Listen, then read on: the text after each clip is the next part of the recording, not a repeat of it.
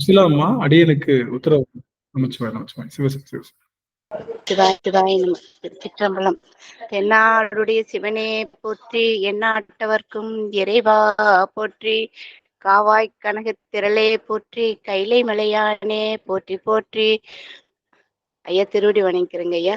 நீங்க நால்வர் துதி பாடி ஆரம்பிச்சுக்கலாங்க. சிவாய நம்ம திருச்சிட்டு திருவடி வணக்கங்க சாமி. அனைத்தடியார் ஐயா சிவாய் நமங்க ஐயா. அனைத்து அடியார் திருவடிகளையும் வணங்கிக்கிறேன். தென்னாடுடைய சிவனே போற்றி, எந்நாட்டவர்க்கும் இறைவா போற்றி, காவாய் கனகத்திரளே போற்றி, கைலை மலையானே போற்றி போற்றி. திருச்சிற்றம்பலம். புளியர்கோன் பொழித்த புகழியர்கோன் கடல் போற்றி, கல்மிதப்பில் அணைந்த பிரான் அடி போற்றி, வாழி திருநாள் தொண்டர் பதம் போற்றி, ஊழிமணி திருத்தாள் போற்றி, ஊழிமணி திருவாதூரர் திருத்தாள் போற்றி. ஆடல் வல்லான் சொக்கநாதருடைய திருவருளும், அங்கேற்கண்ணி மீனாட்சியுடைய திருவருளும், மாணிக்க வாசருடைய குருவர்களும் ஒன்றாக சேர்த்து இந்த திருவாசக சிந்தனை அமர்வு என்ற நிலைக்களத்தை நமக்கு பரிசாக தந்திருக்கின்றது. அப்பேற்பட்ட குருவருளையும் திருவருளையும் மனம், மொழி, மெய்களினாலே வழிபாடு செய்கின்றேன். மேலும் இங்கு குழுமி இருக்கக்கூடிய அத்துணை அடியார் பெருமக்களுடைய திருவடி தாமரைகளையும் அடியேன் சென்னிமேல் சூட்டி மகிழ்கின்றேன். திருச்சிற்றம்பலம். சிவாயிரம். சொக்கநாத வெண்பா. உணர்த்தில் உணர்வே உணர்த்தாயேல் நாயேன், கனத்தும் பகை காணேன், உணர்த்தி என்னுள் பூண்ட மலமாயை கண்மம் போக்கி, சிவானந்த தாண்டருள்வை சொக்கநாதா, பூண்ட மலமாய கண்மம் நோய் போக்கி, சிவானந்த தாண்டருள்வை சொக்கநாதா,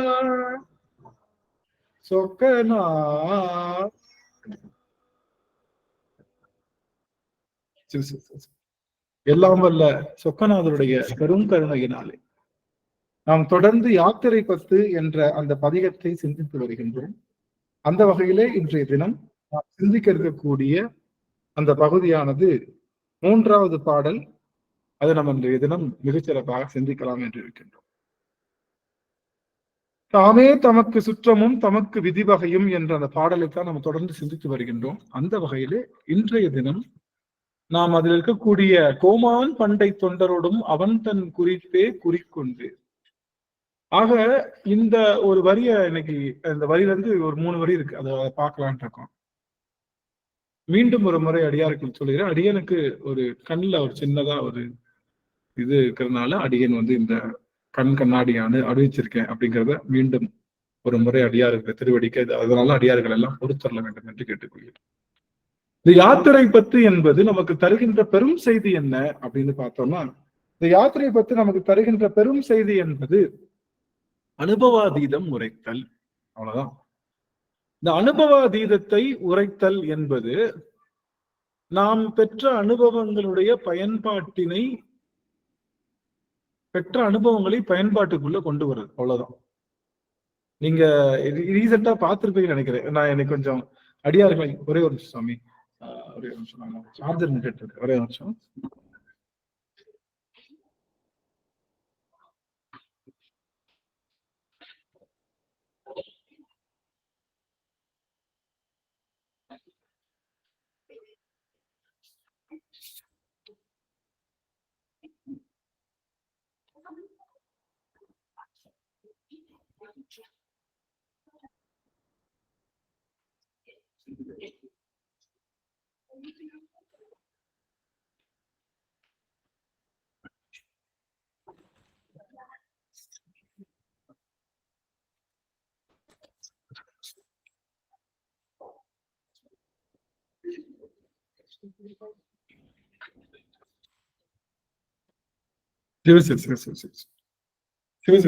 ஆக நாம இந்த யாத்திரை பத்துல நம்ம பெறுகின்றதுன்னா அனுபவத்தினுடைய நிலைப்பாடுகளை கொண்டு வருவது, அனுபவங்களை பயன்பாட்டிற்குள்ளே கொண்டு வருவதுதான் இந்த யாத்திரை பத்தினுடைய மிகப்பெரிய நோக்கமே. பெருமாள் நமக்கு உரைத்த ஒரு மிகப்பெரிய செய்தி. நீங்க பார்த்திருப்பீங்க, அடியன் எத்தியோப்பியா தமிழ் சங்கத்துல பேசுனது எல்லாரும் ஓரளவு கேட்டிருப்பீங்கன்னு நினைக்கிறேன். இங்க சொன்னதை தவிர வேற எதுவும் மாத்தி சொல்ல மாட்டோம். எங்கெல்லாம் வாய்ப்பு கிடைக்குதோ அங்கெல்லாம் அறம் செய்யுங்க, அறம்னா என்ன அப்படிங்கிற ஒரு செய்தியை மட்டும் என்றுமே நாம அதை சொல்லிக்கொண்டே இருக்கின்றோம். எப்பவுமே என்ன பண்றோம் அப்படின்னா, அறம்னா என்ன, அறம் செய்யுங்க, மேலும் அன்பு செய்யுங்க. அந்த ஒரு செய்தியை மட்டும்தான் எல்லா இடத்துலையும் அடியன் அந்த இடையோடிய செய்தியா அதை சொல்லிக்கொண்டே வாய்ப்பு கிடைக்கும் போதெல்லாம் எல்லாத்தையும் சுத்தி முத்தி அங்கேயே சொல்லிட்டு இருக்கோம். அதனால நம்ம யாத்திரை பத்துவம் எல்லாத்தினுடைய முடிவு செய்தி என்ன அப்படின்னு பாத்தீங்கன்னா, சிவானுபவத்தை பெறுதல். சிவானுபவத்தை பெறுவதுதான் நம்மளுடைய மிகச்சிறந்த அனுபவங்கள்லயே சிறந்த அனுபவம். நமக்கு பொண்ணு இருக்கு, ஒரு இடத்துல பேப்பர் இருக்கு, தகரம் இருக்கு, இரும்பு இருக்கு. எதை வாங்க நினைப்போம் அப்படின்னா பொன் வாங்கத்தான் நினைப்போம். ஆனா சின்ன குழந்தைக்கு என்ன பிடிக்கும்? சின்ன குழந்தைக்கு என்ன பிடிக்கும்னு பாத்தீங்கன்னா, இந்த பேப்பர்ல இந்த கலர் பேப்பர் வச்சீங்கன்னா பொண்ணை தவிர அந்த பிள்ளைக்கு அந்த பேப்பருக்கு என்ன பண்ணும், அந்த குழந்தைக்கு அது பிடிக்கும். இந்த வாலிப வயசு பசங்க எல்லாம் பாத்தீங்கன்னா அந்த இரும்பெல்லாம் எடுத்து இந்த மண்ணுல எல்லாம் தேய்ச்சி விளையாடுவாங்க. அப்படின்றப்ப அவங்களுக்கு இரும்பு பிடிக்கும். ஆக அப்போ இந்த பொன் பிடிக்கிறது அப்படின்னா, அந்த பொன்னினுடைய தன்மை உணர்ந்தாலே ஒளிய பொண்ணை நம்ம எடுத்துக்கணும்ன்ற எண்ணம் வராது. அது போல இருக்கிறதுலயே பெரிய சிவானுபவம், பெரிய அனுபவம் எதுன்னா சிவானுபவம் தான். அதை எடுத்துக்கணும்ன்ற நினைப்பு வர்றதுதான் முதிர்ந்த அறிவு என்பது. அப்போ இந்த குழந்தைக்கு அறிவு கம்மியா இருக்கு, இந்த 10 வயசு பையனுக்கு இன்னும் கொஞ்சம் அறிவு கம்மியா இருக்கு, கொஞ்சம் வளர்ந்தவங்களுக்கு பொன்தான் பெருசுன்ற அறிவு வருவது போல இந்த உலகவியல் இன்பங்கள்ல மட்டும்தான் நமக்கு எல்லாமே இருக்குன்றதை விட சிவானுபவத்துலதான் நமக்கு அனுபவம் அதிகமா இருக்குன்னு நாம நினைக்கிறதே நாம் செய்த தவறு. முதல்ல அதை நம்ம பெறோம் பெறல, அது வேற விஷயம். சிவானுபவத்தை நம்ம பெறோம் பெறலாம் வேற விஷயம். ஆனா சிவானுபவம் தான் இருக்கிறதுலயே பெரிய பொருள்னு நீங்க நினைச்சாலே முக்கா கடல் தாண்டியாச்சு. எங்க சைவம் என்ற அந்த பிறவி என்ற கடல்ல நீங்க பிராக்டிஸ் பண்ணுங்க, பண்ணாம போங்க, அதுக்கான முயற்சி எடுங்க, முயற்சி எடுக்காம போங்க. சிவத்தினுடைய அனுபவம், சிவானுபவம் தான் நமக்கு முடிவாகிய அனுபவம் அப்படின்னு நாம நினைக்கும் போதே நமக்கு என்ன நிகழ்ந்துரும் அப்படின்னா, நாம இந்த பவத்தொடக்க என்று சொல்லுகின்ற இந்த சம்சார சாகரம் என்று சொல்லுகின்ற இந்த கடலை நம்ம பாதி தூரம் கடக்கிறதுக்கான ஒரு பலன் கிடைச்சு நம்ம அதை பயன்படுத்தல. நாம ஒரு டிட்டர்மினேஷனுக்குள்ள மட்டும் இருக்கணும். என்ன அப்படின்னா, சிவானுபவம் எல்லா அனுபவத்தோட பெருசு. ஆனா நான் அதை அனுபவிக்க முயற்சி செய்யறேன், முயற்சி செய்யாம கூட போறேன் அப்படிங்கிற மாதிரி ஒரு மனநிலைக்கு வந்துட்டாலே அது பெரிய விஷயம் அப்படின்னு சொல்றேன். திரும்ப ஒரே ஒரு நிமிஷம் எல்லாரும் நமச்சிவாயம் சொல்லிட்டு இருந்தேன். நமச்சிவாயம்.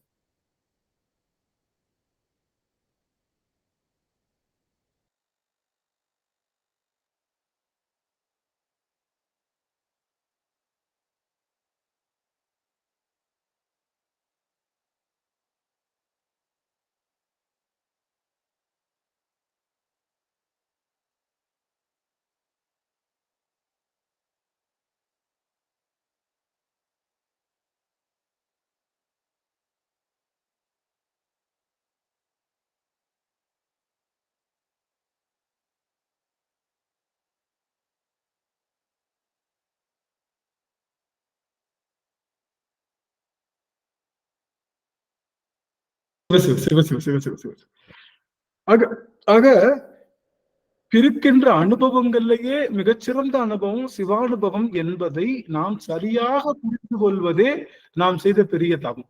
அதை நம்ம பயிற்சி செய்யலாம். அந்த நினைப்பு மட்டும் நமக்குள்ள வர வச்சுக்கிட்டே இருக்கு. எப்பா நம்ம அதை பயன்படுத்தல. இப்ப இருக்கிறதுல எது பெரிய படிப்பு இருக்கிறதுல, எது பெரிய படிப்பு இருக்கிறதுல, ஒரு பெரிய படிப்பு, அதாவது பெரிய படிப்பு வச்சுக்க வேணாம், பெரிய வேலை. இந்தியாவிலேயே ஒரு பெரிய நல்ல வேலை அப்படின்னா என்ன வேலை? கவர்மெண்ட் ஜாப்ல கவர்னரா? ஐஏஎஸ். Very good. அவ்வளவுதான். இருக்கிறதுலே பெரிய வேலை, நல்ல வேலை எதுன்னா ஐஏஎஸ், ஐபிஎஸ், அந்த UPSC 1 கிரேட்ல இருக்கக்கூடிய எல்லா வேலைகளும். அதுதான் இந்தியாவினுடைய அரசாங்க வேலையிலேயே பெரிய வேலை. அவ்வளவுதான். அதுதான் பெரிய வேலைன்னு தெரிஞ்சுக்கிறது. ஆனா அந்த வேலையில எல்லாரும் இருக்குமா? எல்லாருமே ஐஏஎஸ் படிச்சு ஐஏஎஸ்ன்ற வேலை பெரிய வேலை தான். அதான் இருக்கிறது சிறந்த வேலை நினைக்கிறோம். சில பேர் ஓகே இது நமக்கு வராதுன்னு ஃப்ரம் த பிகினிங்ல இருந்தே விட்டுருவாங்க. சில பேர் அதை முயன்று தோற்று போயிருப்பாங்க. சில பேர் முயன்று வெற்றி பெற்றிருப்பாங்க. அதெல்லாம் ஓகே. ஆனா ஒரு பெரிய வேலை எப்படி இந்திய அரசாங்கத்துல பெரிய வேலை UPSC 1 கிரேட் உள்ள வேலையெல்லாம் பெரிய வேலைன்னு சொல்லுவது போல, அந்த நினைப்பு வருவது போல நமக்கு என்ன நினைப்பு வரணும் அப்படின்னா, இருக்கிற எல்லா அனுபவங்களோட சிவானுபவம் பெருசுன்னு நினைச்சுக்கலாம். ஆனா அந்த சிவானுபவத்தை நம்ம பெறாமலும் கொடுக்கலாம். நம்ம ஐஏஎஸ் ஆகாம இருப்போம், நம்ம வேற ஏதோ வேலை பார்த்துட்டு இருப்போம். ஆனா அதுதான் பெருசுன்ற எண்ணத்தை வைத்திருப்பதே பெரிய ஒரு மிகச்சிறந்த ஒரு குடுப்பனை. அவ்வளவுதான். அந்த குடுப்பனை இங்க இருக்கிற எல்லாத்துக்குமே மிகச்சிறப்பாக அமைந்திருக்கின்றது. அது தவிர இந்த அனுபவாதீதத்தின் மூலமாக நமக்கு என்ன கிடைக்குது? இந்த அனுபவாதீதத்தின் மூலமாக என்ன கிடைக்குதுன்னா, இந்த ஆன்மாவுக்குரிய முக்தி நிலைக்கான ஒரு தடமாக அமைகின்றது இந்த அனுபவாதீதம். இந்த அனுபவாதீதம் என்பது அடியார்கள் எல்லாம் ஒரு முறை மட்டும் உங்களுடைய முகக்குறிப்பு காரணம். ஏற்கனவே எனக்கு கண்ணு கொஞ்சம் சரியில்லை. அதனால நீங்க எல்லாம் உங்களை பார்த்துட்டேன்னா இன்னும் கொஞ்சம் எனக்கு கண்ணு சரியாயிடும் நான் நினைக்கிறேன். கண் குளிர பார்த்துட்டேன்னா. அதனால உங்க எல்லாருடைய திருமுக பண்ணிக்கணும். முகக்குறிப்பை கொடுத்தீங்கன்னா அடியன் செய்த தவமா நினைக்கிறேன். எல்லாரும் உங்க முகக்குறிப்பை 1 நிமிடம் கொடுத்தீங்கன்னா அடியன் அதை பார்த்து அடியன் பரவசம் அடைந்து அதன் மூலமாக என்னுடைய கண் நோய் சரியாவதற்கான வாய்ப்புகளும் உண்டு. அடியன் செய்த பெரும் தவம் எல்லாரையும் வானில் மின்னுகின்ற நட்சத்திரங்களை போலவே அடியன் பார்க்கிறேன். ஒரு மில்கி வே மண்டலம் இருக்கிறது போலே அடைகின்றேன். அடியன் பார்க்கிறேன். சந்திராமணி அம்மா, ரங்கசாமி ஐயா, சிவகுமார் ஐயா, சுசிலா அம்மா மற்றும் சுதா அம்மா, ரேவதி அம்மா, விமலா தேவி அம்மா, ராஜேஸ்வரி அம்மா, சரஸ்வதி கோசாமி அவர்கள், குழந்தைவேல் ஐயா, அம்மா உஷா அம்மா அவர்கள், தண்டபாணி ஐயா அவர்கள், மரகதம் அம்மா அவர்களெல்லாம் என்னால் பார்க்க முடியுது. ரொம்ப மகிழ்ச்சி. எல்லாரையும் பத்மா அம்மா அவர்கள் எல்லாரையும் பார்க்க முடியுது. நமச்சோம் ரொம்ப மகிழ்ச்சி.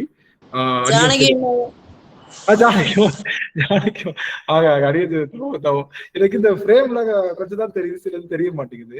ஒரே ஒரு நிமிஷம் பாருங்க. நான் இதை எடுத்து விட்டுறேன். எடுத்து விட்டா கொஞ்சம் நிறைய தெரியுது. ஆமா இது நிறைய. ஹனிமொழி அம்மா தெரியுறாங்க, ஆமா பத்மா அம்மா தெரியுறாங்க. மகிழ்ச்சி உங்க எல்லாரையும் பார்த்தது. இப்போதான் எனக்கு கொஞ்சம் அப்படியே ஒரு எனர்ஜி கிடைச்சு அப்படியே உங்களை பார்த்த ஒரு பெரும் பேர் கிடைக்குது. மகிழ்ச்சி. நன்றிங்க. ஆக ஒரு செய்தி என்ன அப்படின்னா, இந்த அனுபவத்திலேயே பெரிய அனுபவம் சிவானுபவம் தான். அந்த சிவானுபவம் கிடைக்கிறதுக்கு என்ன பண்ணணும்? தலைகீழ நின்று தண்ணி குடிக்கணும். என்ன சிவானுபவம்? ஏன்னா ஐஏஎஸ் ஆகிறதுக்கு என்ன பண்ணணும்? தலைகீழ நின்று தண்ணி குடிக்கணும்ல. ஆமா, நல்லா படிக்கணும். தலைகீழ நின்று தண்ணி குடிக்கணும். நிறைய டேலண்ட் இருக்கணும். அதெல்லாம் இருந்தா தான் ஐஏஎஸ் ஆக முடியும். ஆனா ஆனா ஆனா இங்க பாருங்க, ஒண்ணு தெரிஞ்சுக்கணும். ஐஏஎஸ் ஆகணும். ஐஏஎஸ் ஆனா என்ன கிடைக்க போகுது? உங்களுக்கு என்ன கிடைக்கும்? நல்ல மதிப்பு மரியாதை, ஐஏஎஸ் பங்களா கிடைக்கும். நான் சொல்றேன் கவனிக்கலாம். ஐஏஎஸ் என்ன கிடைக்கும்? ஐஏஎஸ் பங்களா கிடைக்கும். தினமும் அவங்களுக்கு கொடுக்குற ஒரு காஸ்ட்லியான சாப்பாடு கிடைக்கும். அவங்க வீட்லயே அந்த ஐஏஎஸ் பங்களாக்குள்ளேயே தங்குவோம், எல்லாமே செய்வோம். இது மாதிரி ஒரு பெனிஃபிட்ஸ் நம்ம கிடைக்கும். சரியா? இதுல டென்ஷன் யாருக்குன்னா ஐஏஎஸ்க்கு தான். இப்போ இப்படி தெரிஞ்சுக்கோங்க. ஐஏஎஸ் நல்லா கவனிங்க. ஐஏஎஸ் வீட்டுல ஒரு அம்மா வேலை பார்க்குது, பங்களால வேலை. ஐஏஎஸ்க்கு எடுப்படியா வேலை பார்க்குதுன்னு வச்சுக்கோங்க. அந்த அம்மா அதே பங்களால தான் இருக்கும். ஒரு ரூம் கொடுத்துருவாங்க, அதே பங்களால இருக்கும். அவங்க என்ன சாப்பாடு சாப்பிட்றாங்களோ அதே தான் வரும். அவர் மேல உட்காந்து சாப்பிடுவோம், அந்த அம்மா கீழே உட்காந்து சாப்பிடும். அவ்வளவுதான். அவர் என்ன பண்றாரோ எல்லாம். அவங்க வீட்டுல ஃபங்க்ஷன் போறாங்களா, எல்லாரும் கோவா ட்ரிப் போறாங்களா, குழந்தைங்களை கன்ஃபார்மா பாத்துக்கணும், அந்த ஆயாமாவே கூட்டு வந்துருங்கன்றுவாங்க. அவங்களுக்கு ஃபிளைட்டுக்கு போறாங்க, ஜெர்மனிக்கு போறாங்களா, அவங்களுக்கு ஒரு ஃபிளைட் டிக்கெட்டை போட்டு கூட்டு வந்துருக்குன்னுவாங்க. இவர் கஷ்டப்பட்டு படிச்சு இது பண்ணி எல்லாம் செஞ்சு தலைகீழ நின்று டெய்லி ஐஏஎஸ் குரிய ப்ரெஷர் எல்லாம் வச்சுக்கிட்டு அந்த சாப்பாட்டை சாப்பிட்டு அந்த வீட்டுல இருக்க போறாரு. அவ்வளவுதான். ஆனா எதுவுமே செய்யாம ஐஏஎஸ்க்கு வீட்டுல வெறும் வேலைக்காரியா சேர்ந்த அந்த அம்மா, ஆயாவா சேர்ந்த அம்மா அதே சாப்பாடையும் சாப்பிட்டு ஐஏஎஸ் இருந்துகிட்டு, ஆனா அந்த ஒரியே இல்லாம அந்த அனுபவத்தை அனுபவிப்பது போல இறைவனுடைய அடியார்கள் வேணா 63 பேர் வேணா கஷ்டப்பட்டு அவங்க எல்லாம் பார்த்து இறைவனை அடைஞ்சிருக்கலாம். ஆனா அவர் அடியார்களுக்கு அடியார்களாக நாம தொண்டு செய்யும் போது நமக்கு எந்த கஷ்டமும் கிடையாது. அதனாலதான் சுந்தர் எவ்வளவு அழகா சொல்றாரு பாருங்களேன். அடியார்க்கு அடியேன் தில்லை வாழ் அந்தனர்தம் அடியார்க்கும் அடியேன் திருநீலகண்டத்து குயவனார்க்கு அடியேன் சொல்றாரா இல்லையா? நீங்க ஐஏஎஸ் ஆகி ஐஏஎஸ் பங்களால இருக்கிறத விட ஐஏஎஸ் ஆயிருக்காங்கல்ல, அவங்களுக்கு நீங்க ஒரு ஒரு ஒரு தொண்டு செய்யறவரா, ஒரு வேலைக்காரனா இருந்தா அவர்கள் என்ன பெறுகின்றார்களோ அதுவும் நீங்க பெறலாம், அவ்வளவுதான். ஆனா அவங்க கஷ்டப்பட்டிருப்பாங்க, நம்ம கஷ்டப்படல. ஒரே ஒரு விஷயம் என்னன்னா, அவங்களுடைய திருவடிக்கு நாம தொண்டு செய்யறோம், அவ்வளவுதான். இன்னும் கேளுங்களேன். இன்னும் ஐஏஎஸ்க்கு வந்து நீங்க அந்த அந்த அந்த கலெக்டருக்கு வந்து நீங்க ஒரு நம்பிக்கைக்குரிய ஒரு வேலைக்காரனா இருக்கீங்கன்னு வச்சுக்கோங்க. என்ன சொல்லுவார் அவர்? எப்பா நீ உட்கார், டேபிள் உட்கார், எவ்வளவோ வேலை பாக்குறேன், சமமா உட்கார், ஒன்னும் பிரச்சனை இல்லப்பா, உட்காருப்பா, சாப்பிடுப்பா, உனக்கு என்ன வேணும், உனக்கு என்ன கஷ்டம் இருக்கு, அது எல்லாத்தையும் நான் சரி பண்ணிடுறேன், ஒண்ணுமே நீங்க மட்டும் இருந்து எல்லாத்தையும் பாத்துக்கோ, அப்படி சொல்வது போல. இப்ப ஏன் சுந்தரமூர்த்தினாரு அடியாருக்கு அடியன்னு சொல்றது புரியுது உங்களுக்கு? கஷ்டப்பட வேணாம், நம்ம வந்து யூபிஎஸ்சி எக்ஸாம் எழுத வேணாம், பிரிலிம்ஸ் பாஸ் பண்ண வேணாம், அப்புறம் டைரக்ட் இன்டர்வியூ போக வேணாம், இந்த வழக்கு கடியில உட்காந்து படிக்க வேணாம், அங்க சுத்த வேணாம், இங்க சுத்தம், எல்லாத்த விட படிச்சு முடிச்சதுக்கு அப்புறமும் தினமும் ஐஏஎஸ் ஒர்க்ல எவ்வளவு ப்ரெஷர் இருக்கும் நினைச்சு பாருங்க. எவ்வளவு விதமான வேலைகள் எல்லாம் பார்க்கணும், அதெல்லாம் அவங்களுக்கு இருக்கும். அது ஆனா அவருடைய திருவடிக்கு தொண்டு செய்வதனால, திருவடிக்கு தொண்டு செய்வதனால நாம அத்தனையும் பெற முடியும். இதுதான் சிவானுபவத்தை பெறுகின்ற எளிமையான வழி. ஐஏஎஸ் என்பது சிவானுபவம். அதை டைரக்டா படிக்கிறத விட ஏற்கனவே படிச்சு பட்டம் வாங்கினவங்களுடைய திருவடியும் வணங்கினா போதும். சிவபெருமான சிவபெருமான அடைவதை விட சிவபெருமானுக்கு அடியார்களா இருக்கிறவங்களுடைய திருவடியை வணங்கினா போதும் தான் அடியார்க்கும் அடியேன்னு சொல்றோம். இந்த லாஜிக் கரெக்டா ஒத்து வருதா ஒத்து வரல? உங்களால புரிஞ்சுக்க முடியுதா? அதனால புரிஞ்சுக்க முடியுதா? எவ்வளவு அருமையான லாஜிக் பாருங்களேன். அதே சாப்பாடு வந்துடும், அதே பங்களா வந்துடும், அதே எல்லாம் வந்துடும், அதே வீட்டுல இருப்போம். நீங்க சொல்லலாம், ஏங்க அந்த வீட்டுல இருக்கக்கூடிய பள்ளி பாச்சாங் கூட யாருக்கும் தெரியாம இருக்கும். ஆனா பள்ளி பாச்சா இருக்கும், ஆனா அதுக்கு அது அடிமை தொண்டெல்லாம் செய்யல, ஏதோ சும்மா அது வீட்டுல வாழ்ந்துருது, ஒரு ஸ்ப்ரே அடிச்சாங்கன்னா போயிடும் எல்லாம். ஆனா இந்த ஆன்மா, மனித ஆன்மா என்பது அவர்கள் திருவடிக்கு தொண்டு செய்வதனால. இப்ப புரியுதா ஏன் அடியார்கள் திருவடிக்கு தொண்டு செய்யணும்? அடியார்கள் திருவடிக்கு தொண்டு செய்யணும்ன்றதுக்கான காரணம் என்ன அப்படின்னு பார்த்தோம்னா, அதுதான் இறைவனை அடைவதற்கு ரொம்ப சுலுவான வழி. இன்னும் சொல்ல போனா அடியார்க்கு எத்தனை நீங்க கீழே இறங்குறீங்களோ அவ்வளவுக்கு அவ்வளவு நீங்க எங்க போய் சேரலாம்? பெருமானுடைய திருவடிக்கு எளிமையா சேரலாம். எவ்வளவுக்கு எவ்வளவு இறங்குறோமோ அவ்வளோக்கு அவ்வளவு ஏத்துவாங்க. எவ்வளவுக்கு எவ்வளவு இறங்குறோமோ அவ்வளவுக்கு அவ்வளவு டென்ஷன் இல்லை, அவ்வளவுதான். அவ்வளவுக்கு அவ்வளவு நம்ம பெரிய பெரிய வாளால் மகவறிந்து ஊட்டவல்லே, மாது சொன்ன சூழால் இளமை துறக்கவல்லே, 4 தினத்துல என்னது கண் இடந்து அப்பவல்லே அப்படின்னு சொல்லுவது போல, இந்த முடியாத செயல்கள் எல்லாம் செய்ய முடியாது கட்சி ஏகம்பனே, நான் உனக்கு என்ன பண்ண முடியும்னு சொல்ற, நம்ம செய்ய வேணாம், முடியாத விஷயம் நாம ஏன் செய்ய போறோம்? ஐஏஎஸ் படிக்க வேணாம், ஐபிஎஸ் படிக்க வேணாம், எதுவும் படிக்க வேணாம். ஆனா நம்மளால இறைவனுடைய திருவடி இன்பத்தை ஒரு சொட்டு கூட மிச்சம் வைக்காம அனுபவிக்க முடியும். சலாம் தான் ஜாக்கியா.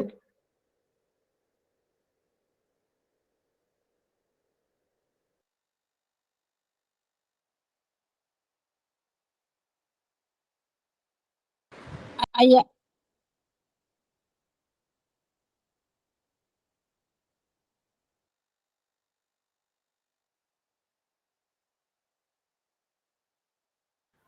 சிவ அடியனுக்கு இந்த கண்ணு சரியெல்லாம் போனது நேத்துல இருந்து இப்படி ஆகி போச்சு. என்னுடைய வீட்டுல வேலை பாக்குறாத அம்மா, அவங்க பாவம் இன்னைக்கு முன்னாடியே வந்து வேலை பார்த்து வச்சுட்டு போயிட்டாங்க. இந்த உங்களுக்கு என்ன கண்ணு சரியாயிடுச்சா, நல்லா இருக்கீங்களா, என்ன ஏதுன்னு இந்த லோக்கல்ல இருக்கக்கூடிய அம்மா கேட்கறாங்க. அந்த அம்மா அம்மா நல்லா இருக்கேம்மா, பெருமான் பெருங்கருணை, எங்க அடியார்களை பார்த்துட்டு இருக்கேன், இதை விட எனக்கு என்ன வேணும் அப்படின்னு சொல்லி அடியன் கேட்டேன். ரொம்ப மகிழ்ச்சி. ஆக இறைவனுடைய திருவடி இன்பத்தை ஒரு சொட்டு கூடாம அனுபவிக்கிறதுக்கான விஷயம் என்னன்னா, அடியார்களுடைய திருவடி வணங்குவது. அடியார்களுடைய திருவடி வணங்குறதுக்கு இவனும் மனுஷன் தானே, என்ன மாதிரியே என் கூட பஸ்ல தானே வந்தான், நான் பார்த்துட்டு இருந்தேன், என்ன மாதிரியே என் கூட பஸ்ல தான் வந்தான். சொல்ல போனா எனக்கு சீட்டு கிடைச்சிட்டு அவன் தொங்கிக்கிட்டு வந்தான், கீழே இறங்குனா அவன் அடியாருன்றீங்க, அவன் திருவடியை விழுந்து வணங்குன்றீங்க, எப்படிப்பா முடியும்? எனக்கு மனசு ஒப்ப மாட்டேங்குது. இவன் திருவடியை வணங்குறதா, எனக்கு இறைவனுடைய திருவடி தான் வணங்கும்னா, நீ ஐஏஎஸ் படிக்க தயாரா? நீ படிக்கவும் மாட்ட, மக்கு.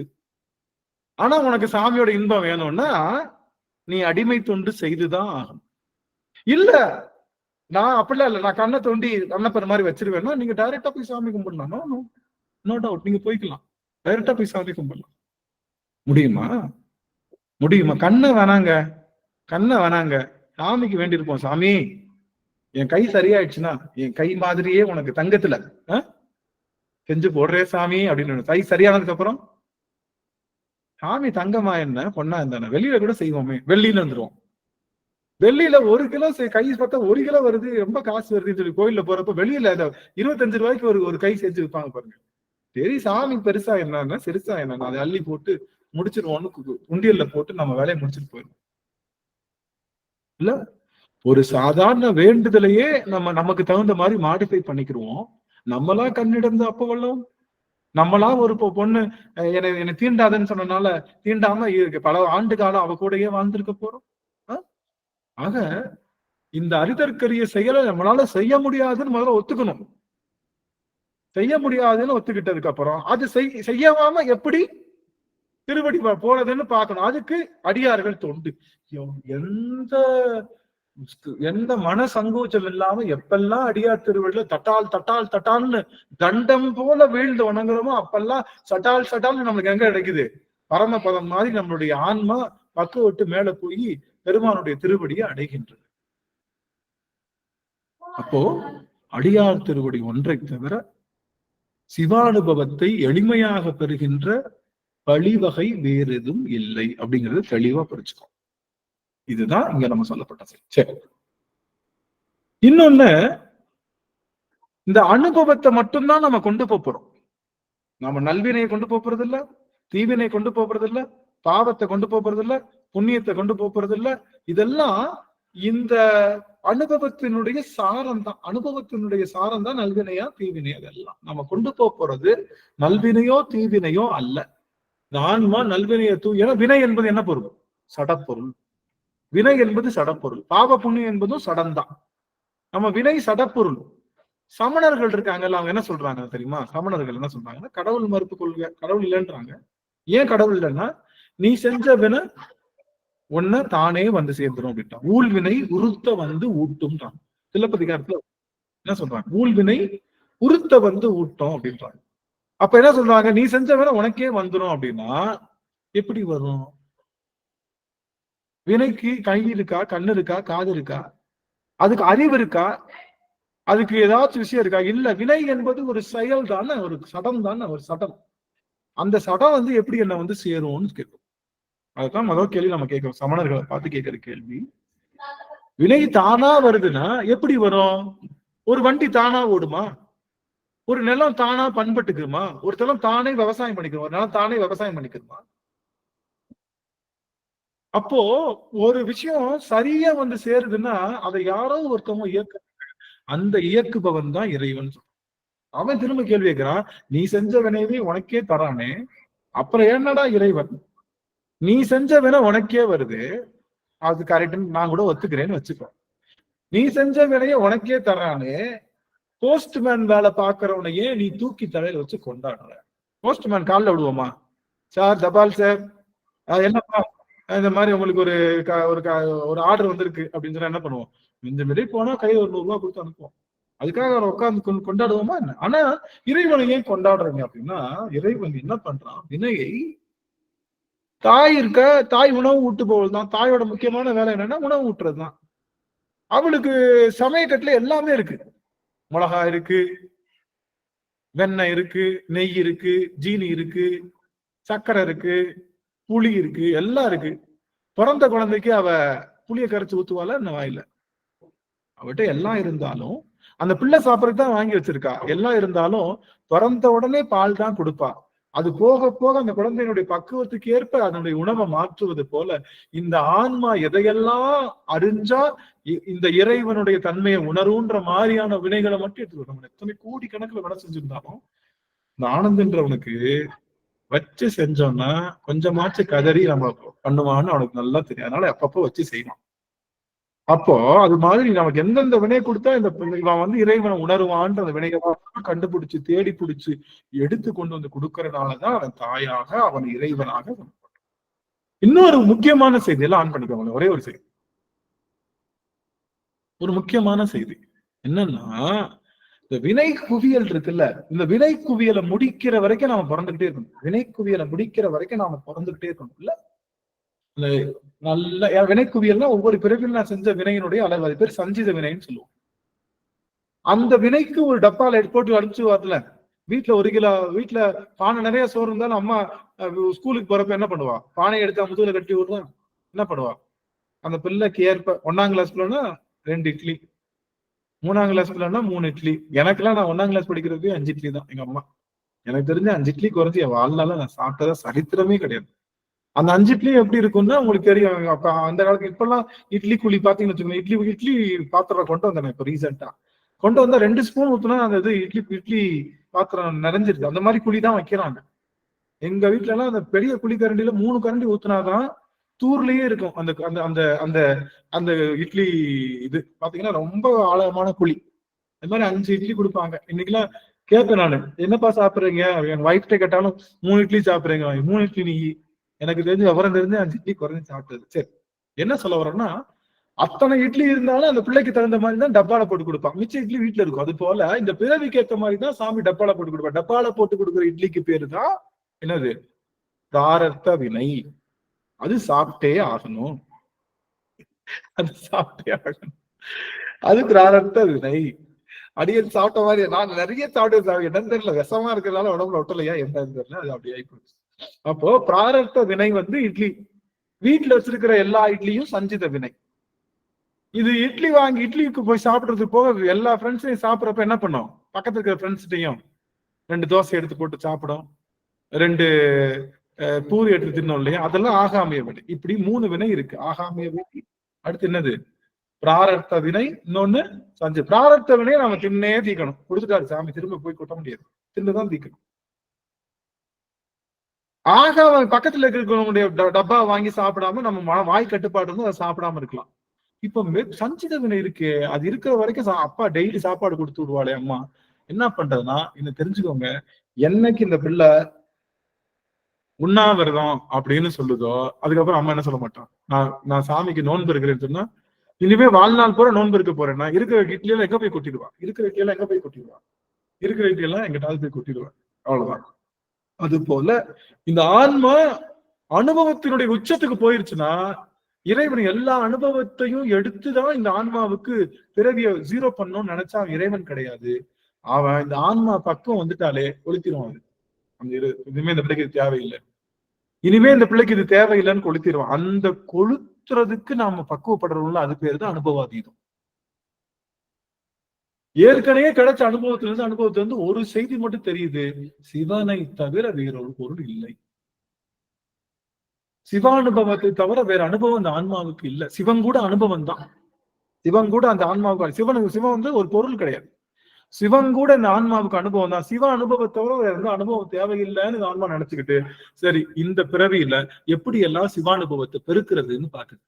என்ன பண்ணுது? அடியார் திருக்கூட்டம் போட்டா போயிருது, திருவாசகம் முற்றது போட்டா போயிருது, புதன்கிழமையும் வெள்ளிக்கிழமையும் எந்த வேலை இருந்தாலும் வரலைன்னா அந்த படுபாவே எல்லாருக்கும் முன்னாடி போனை போட்டு மைக்க போட்டு எங்கிருந்தாலும் வருகன்றவாடே அப்படின்னு இது ஒடியாந்துருது.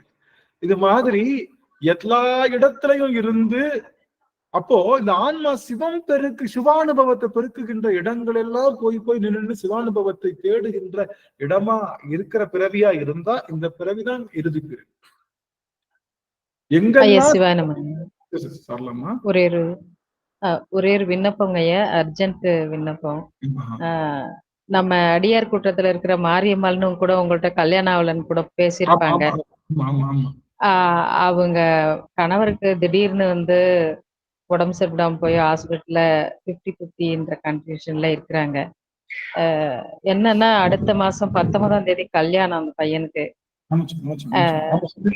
அந்த கல்யாணம் எல்லாரும் அடியார்கள் எல்லாத்தையும் விண்ணப்பம் வச்சு, அவர் பேரு தங்கச்சாமி, அவர் பேருங்க. அவங்களுக்கு கொஞ்சம் இந்த அடியார் கூட்டத்துல விண்ணப்பம் வைக்கீங்க. எல்லாரும் ஆன் பண்ணிக்கல, எல்லாரும் விண்ணப்பம் வைப்போம். நமச்சிவாய பெருமை முதல்ல திருநீற்று பதிகமும் நெடுங்கல பதிகமும் 2 பதிகம் மட்டும் பாடுவோம், மனசார பாடுவோம். அடியன் திருநீற்று பதிகம் பாடுற எல்லாரும் கையில திருநீர் மட்டும் எடுத்து தங்கச்சாமி ஐயாவுக்கு மானசீகமா நம்ம எல்லாரும் திருநீர் இங்க இருந்து இடுவோம். கண்டிப்பா அவருடைய அந்த உடல் நோய் அவங்க பையனுக்கு கல்யாணம் அது வந்து நடக்கணும். அது ரொம்ப காலமா அவங்க கேட்டுட்டு இருந்தாங்க. அதனால அந்த நோயை பற்றி நல்லபடியா திருமணம் நிகழ்வுன்னு சொல்லிட்டு எல்லாம் கையில திருநீர் எடுத்துக்கலாம். அடியனும் திருநீற்று கோயில் பக்கத்துலயே வச்சிருக்கேன், திருநீற்று கோயில், அதனால எடுத்துக்கலாம்.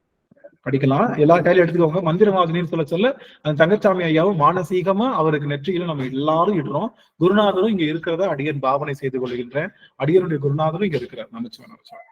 மந்திரமாவது நீரு வானவர் மேலது நீரு சுந்தரமாவது நீரு துதிக்கப்படுவது நீரு தந்திரமாவது நீரு சமயத்தில் உள்ளது நீரு செந்தூபர் வாயுமை பங்கன் திரு ஆலவாயான் திருநீரே மறையுடையாய் தோளுடையாய். யாராவது பாடுங்க சுவாமி, அடியனால பாடுங்க. மறையுடையாய் பாடுங்க. மறையுடையாய் தோளுடையாய் வாசடை மேல் வளரும் பிறையுடையாய் திங்ககனே என்றோனை பேசினல்லார் குறையுடையார் குற்றம் போராய் கொள்கையினால் உயர்ந்த நிறைவுடையார் இடர்களையாய் நெடுங்களமேயவனே நெடுங்களமேயவனே. திருச்சிற்றம்பலம். நமச்சிவாய. ஐயா அவர்கள் மிக சிறப்பா இருக்கணும். இந்த திருவாசக சிந்தனை குழுமம் எவ்வளவு அற்புதங்களை நிகழ்த்திருக்குன்னு திருவாசக சிந்தனைக்கே தெரியும். அடியார்கள் வேண்டுனா அடுத்த கணமே நின்று பெருமான் அருள் செய்வான். அந்த தருணத்துல மாரியம்மாள் அவர்களுடைய கணவர் அவர் எல்லா விதமான அந்த உடல் பூரண நலம் பெற்று அவர்கள் இல்லறம் சிறக்க நல்லறமாக பெருவாழ்ந்து வாழணும்.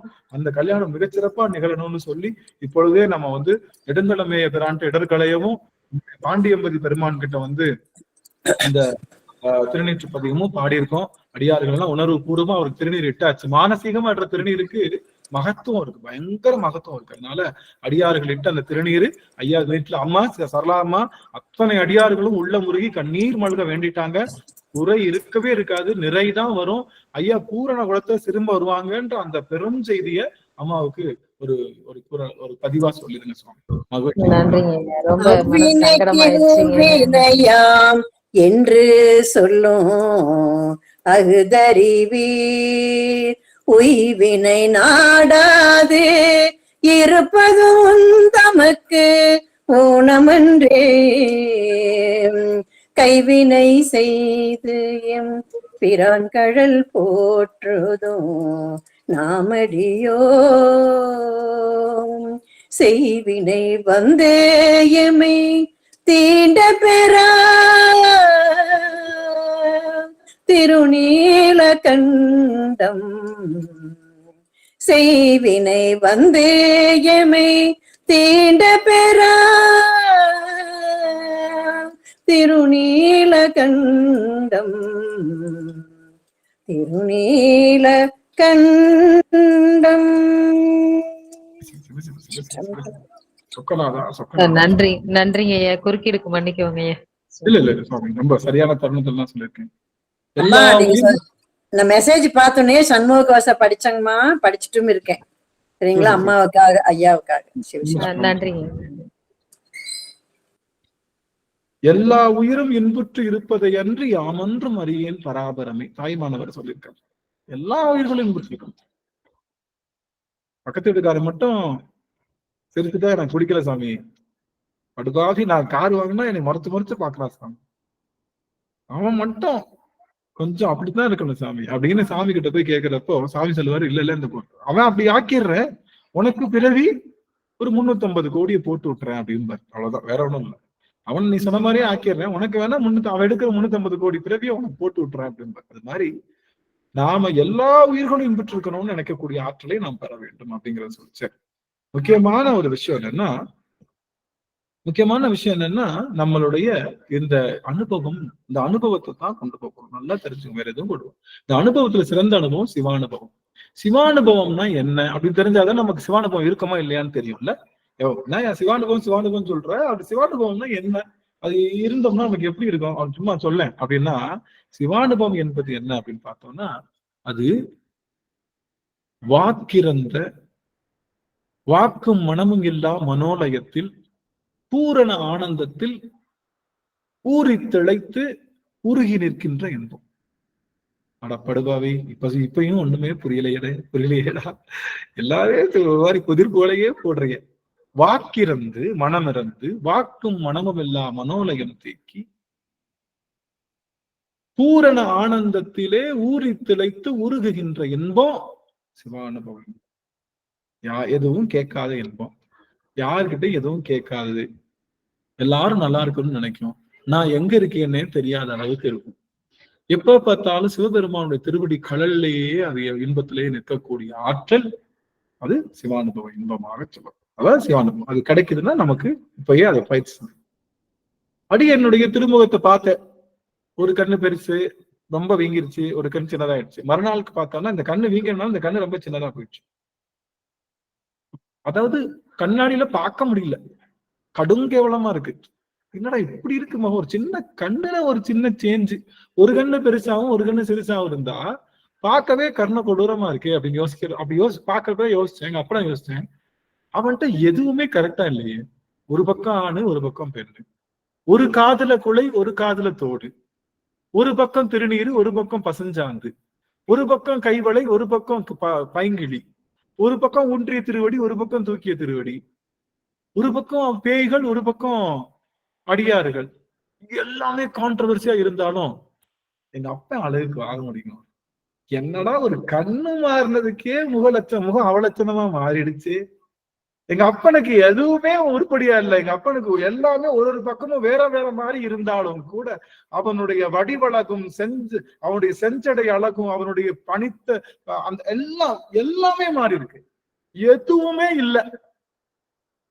கழுத்துல ஒரு தங்க செயின் இல்லை. எங்கேயாவது போனா தங்க செயின் போட்டு போனாதான் நமக்கு எல்லாம் பெருமைன்னு நினைச்சு எங்கிட்டாவது பக்கத்து வீட்டுக்கார அக்காட்ட கூட ஒரு வைரட்டியில வாங்கி போட்டு அந்த இடத்துக்கு போயிட்டு நாங்கெல்லாம் இது நாத்தல்ல ஆஞ்சல சட்டியில வாங்க என்ஏசியில வாங்குறோம்னு சொல்லி பெருமைப்படுறப்போ இந்த அப்ப சுடுகாட்டு சாம்பலையும் அந்த எலும்பு கூடு மாலையும் போட்டு வந்து அப்படி கெத்தா நிக்கிறப்போ எத்தனை சரங்களாக அவனுக்கு அந்த இது சேர்த்தாலும் பொன்னால் அணிந்தாலும் அத்தனை சிறப்பு அவனுக்கு இல்லை.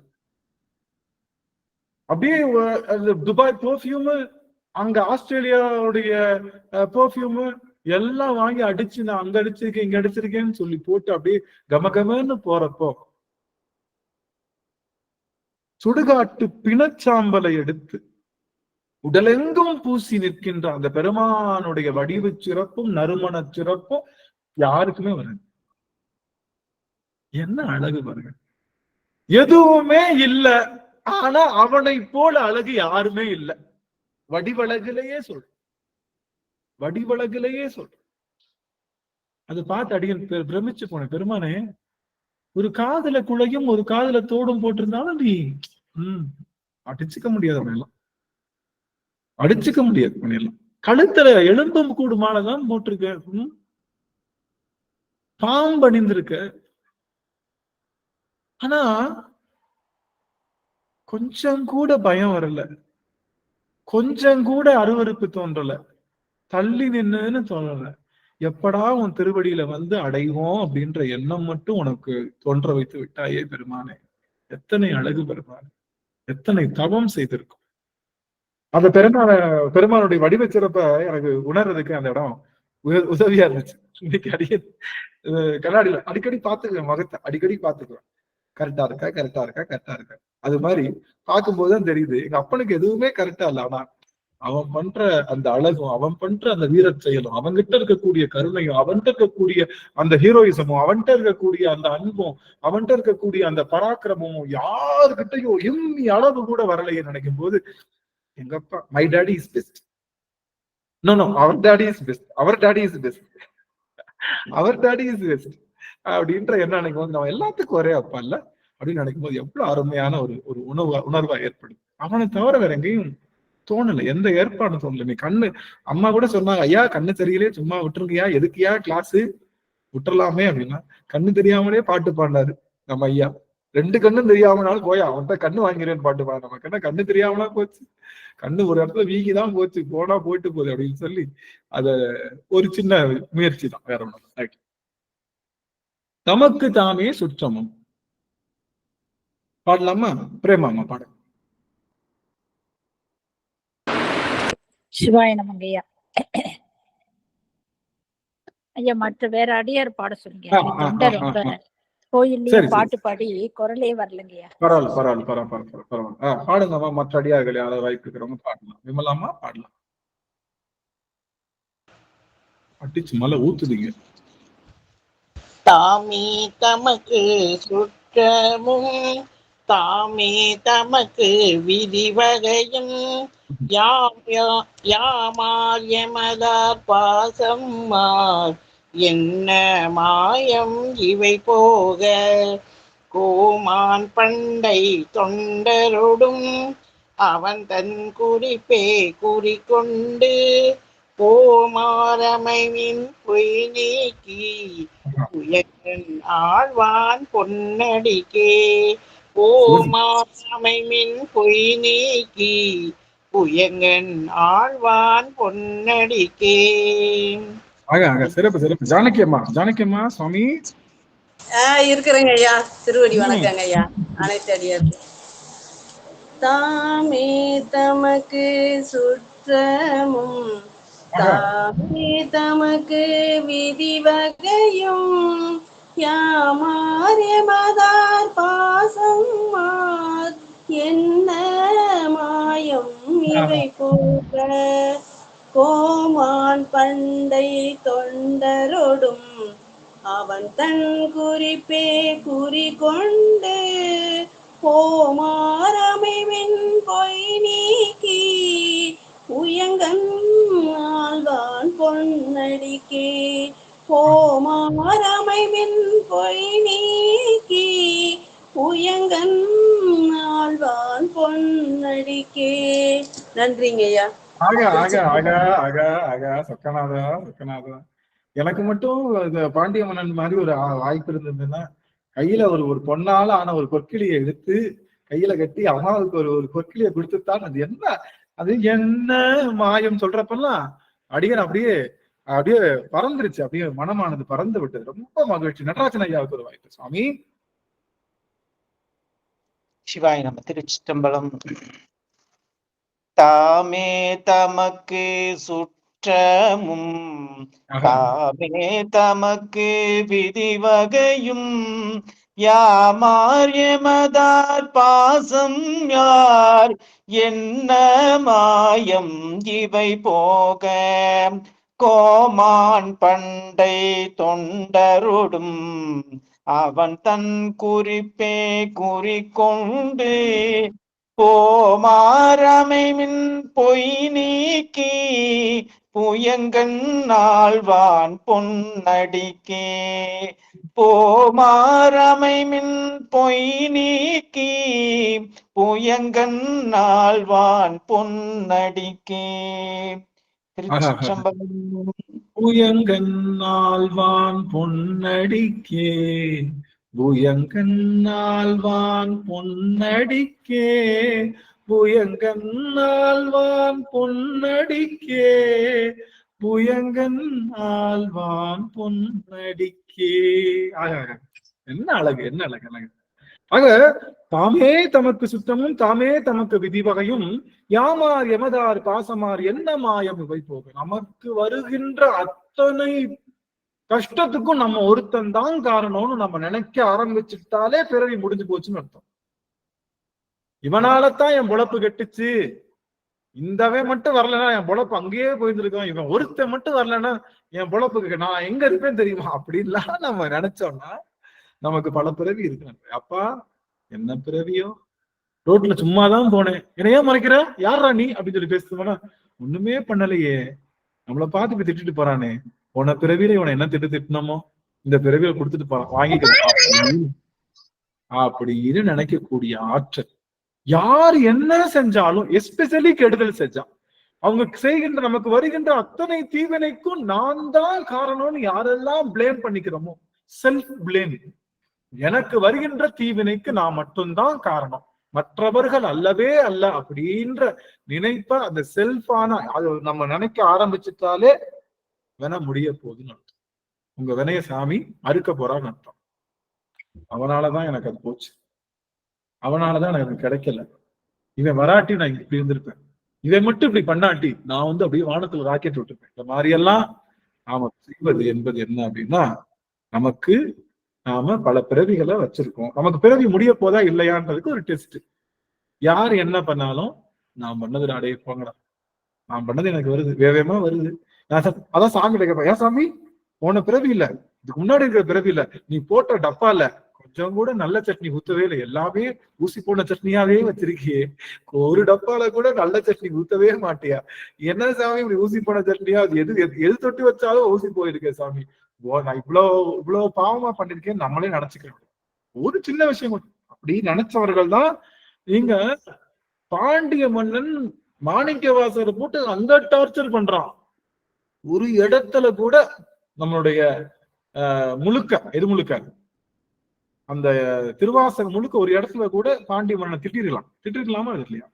திட்டிருக்கலாம், திட்டவே இல்லை. தண்டாலே பணி செய்து அவன் தண்டால அடிச்சு சாமியை அடிச்சது என்னவா? பாண்டிய மன்னன் சாமியை அடிச்சதுக்கு பேரு அடிச்சான்னு சொல்லேன், தண்டாலே பணி செய்து அவனுக்கு கொடுத்த பணி சாமி அடிக்கிறது, அந்த பணியை அவன் செஞ்சுட்டான் அப்படின்ற.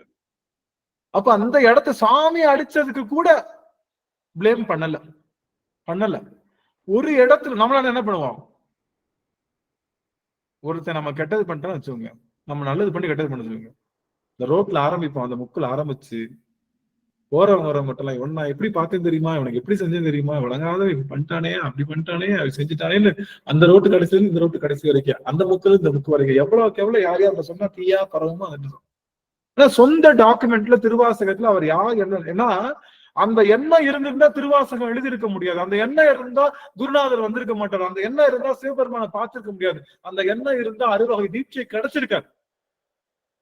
அப்போ நமக்கு துன்பம் செய்தவர்கள் நாம் செய்த துன்பம்ன்ற எண்ணம் வருவதுதான் நாம் பிறவி அழிகின்றது, நமக்கு குருநாதர் இருக்காருன்ற எண்ணம் வரும். என்ன தப்பு நடந்தாலும்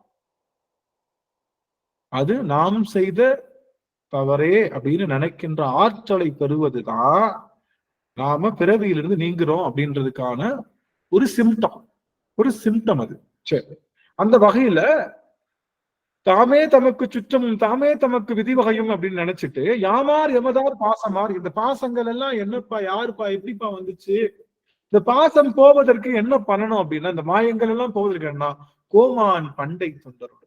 எங்க கோமான், எங்க சிவபெருமான் அவனுடைய பண்டை தொண்டர்கள் எல்லாம் இருந்தாங்கல்ல, அவர்களோடு அவன் தன் குறிப்பே குறிக்கொண்டு, அந்த தொண்டர்கள் என்ன பண்ணுவாங்க, சிவபெருமானுடைய குறிப்பு தான் அவர்களுடைய வாழ்வை குறிக்கோளே. சிவபெருமானுடைய குறிப்பு என்ன, சிவபெருமானுக்கு என்ன குறிப்பு, குறிப்புன்னா அவனுடைய வேலை. சிவபெருமானுக்கு என்ன வேலை நீங்க தான் சொல்லணும். சிவபெருமானுக்கு என்ன வேலை, எல்லாரையும் முக்தி பேருக்கு அனுப்பணும். அருமை, எல்லாரையும் முக்தி பேருக்கு அனுப்புவதுதான் அவன் வேலையே. ஆக அந்த வேலையை நம்ம செய்யணும். என்ன, சிவபெருமானை அறிவிப்பது, சிவபெருமானை தெரியாதவங்கிட்ட போய் அறிவிப்பது என்பது அவர்களுக்கு சொல்றது எப்படி சொல்லணும், தெளிவா சொல்லணும். சிவபெருமான் ஒருத்தர் இருக்காரு, தப்பா நினைச்சுக்காதீங்க, நீங்க கும்பிடாட்டினாலும் அவர் தான் உங்களை, நீங்க அவரை கும்பிட்டாதான் உங்களுக்கு சேவை கிடையாது. நீங்க அவரை தெரிஞ்சுக்கிட்டீங்கன்னா இன்னும் கொஞ்சம் உங்களால. இப்போ டாக்டரு நீங்க பாத்துருக்கீங்களா, நிறைய பேர் வந்து இந்த மாதிரி இந்த மாத்திரை சாப்பிட்டுருவாங்க, இந்த மருந்தெல்லாம் சாப்பிட்டுருவாங்க, இறந்து போறதுக்கு அந்த விஷம் குடிச்சிருவாங்கல்ல, அவங்க வந்து மனசால கோஆபரேட் பண்ணலைன்னா டாக்டர் என்ன மருந்து கொடுத்தா என்ன ஆகாது, வேலை செய்யாது. டாக்டர் என்ன மருந்து கொடுத்தாலும் அந்த பேஷண்டோட கோஆபரேஷன் இல்ல, கோஆபரேஷன் மனதால ஓகே நான் வரணும், வெளியே வரணும், நான் நல்லபடியா வாழணும்ன்ற எண்ணம் அந்த பேஷண்ட்டுக்கு இல்லைன்னா தோல்வி முடிச்சு. அது போல அந்த எண்ணத்தால நீங்க கனெக்டடா இருந்தீங்கன்னா எல்லாம் போதும். உங்களுக்கு மருந்து கொடுத்தாலும் கொடுக்காட்டினாலும் ஒண்ணுமே இல்ல. ஒரு பெரிய ஆராய்ச்சி பண்ணிருக்காங்க இதுல, நம்மளுடைய யூஎஸ்ல ஒரு ஆராய்ச்சி பண்ணிருக்காங்க. சாதாரண விட்டமின் மாத்திரைய கேன்சர் மாத்திரைன்னு சொல்லி கொடுத்துருக்காங்க. கேன்சருக்கு இதான் ட்ரீட்மெண்ட் அப்படின்னு சொல்லி வெறும் விட்டமின் மாத்திரை தான் கொடுத்துருக்காங்க. அவரும் நம்பி நம்பி போட்டு முழுங்கி சரியாயிட்டார். இன்னொருத்தனுக்கு என்ன சொல்லியிருக்காங்க, இன்னொரு செட் ஆஃப் குரூப்புக்கு அந்த மாத்திரை கிடைக்கல, அதனால விட்டமின் மாத்திரை தான் உங்களுக்கு கிடைச்சிருக்கு, ஆனா இது நீங்க சாப்பிட சரியாயிடும், ஆனா அந்த கேன்சருக்கான மாத்திரை கிடைக்கலன்னு சொல்லி உண்மையாவே அந்த கேன்சருக்குரிய மாத்திரையை கொடுத்துருக்காங்க. அது விட்டமின் மாத்திரைன்னு சொல்லி அவர்களுக்கு கொஞ்சம் தான் இருந்திருக்கு. அவர்களால அந்த நோயானது அதிகமாயிடுச்சு. அப்ப காரணம் மனதிடம் தான் நோய்க்கு. நீங்க மனசுல 6 வகை நோய்கள் இல்ல, காம, குரோத, லோப, மத, மாச்சரியம் என்று சொல்லுகின்ற 5 நோய்கள் மனசுல இல்லைன்னா உங்களுக்கு எந்த நோயும் வராது. தெரிஞ்சுக்கணும். எத்தனை எண்ணங்களை நீங்க குறைக்கிறீங்களோ அத்தனை நோய் நீங்கும். அடிச்சு சொல்றேன் சாமி, குருநாதர் திருவடி மேல அடிச்சு சொல்றேன். காமம் குறைஞ்சா காமம் சம்பந்தப்பட்ட நோய் போகும் மனசுக்குள்ள. குரோதம் குறைஞ்சா ஒண்ணுமே இல்ல, கோபப்படலைன்னா 80,000 நோய் வராதான். கோபப்படலைன்னா அடுத்தவன் நல்லா இருக்கணும்னு நினைச்சா நிறைய நோய். அதனால இந்த மனத்துல இருக்கக்கூடிய நோய் தான் உடல்ல வருது. அதனால அந்த நோய்க்கான காரணம் மனசை தெளிவா வச்சுக்கணும். ஒரே ஒரு விஷயம், எம்பெருமான் திருவடி, அடியவர்கள் திருவடி, குருநாதர் திருவடியை தவிர பெரிய பொருள் ஒன்றும் இல்லை. மத்த எல்லாருக்கும் நான் வேலை செய்யறேன், ஒண்ணுமே பிரச்சனை பார்த்துக்கலாம் அப்படின்ற எண்ணத்துல நாம இருப்பதுதான் நம்ம உடல் நோயை தீர்த்துவதற்கும் உயிர் நோயை தீர்க்குவதற்கான மாதிரி. அப்ப இந்த கோமான் பண்டை தொண்டரோடும் அவன் தன் குறிப்பே குறிக்கொண்டு, சிவபெருமானுடைய குறிப்பு என்னன்னா எல்லா உயிர்களையும் தன்னுடைய இன்பத்துல சேர்க்கணும். அப்படி இன்பத்தை சேர்க்கணும்னா சிவம்னு யாருன்னு தெரிஞ்சாதான் சிவத்துக்கிட்ட போக முடியும். சிவம்னு யாரும் தெரியும். அப்ப சிவத்தை நீங்க எல்லாத்துக்கும் அறிவிங்க.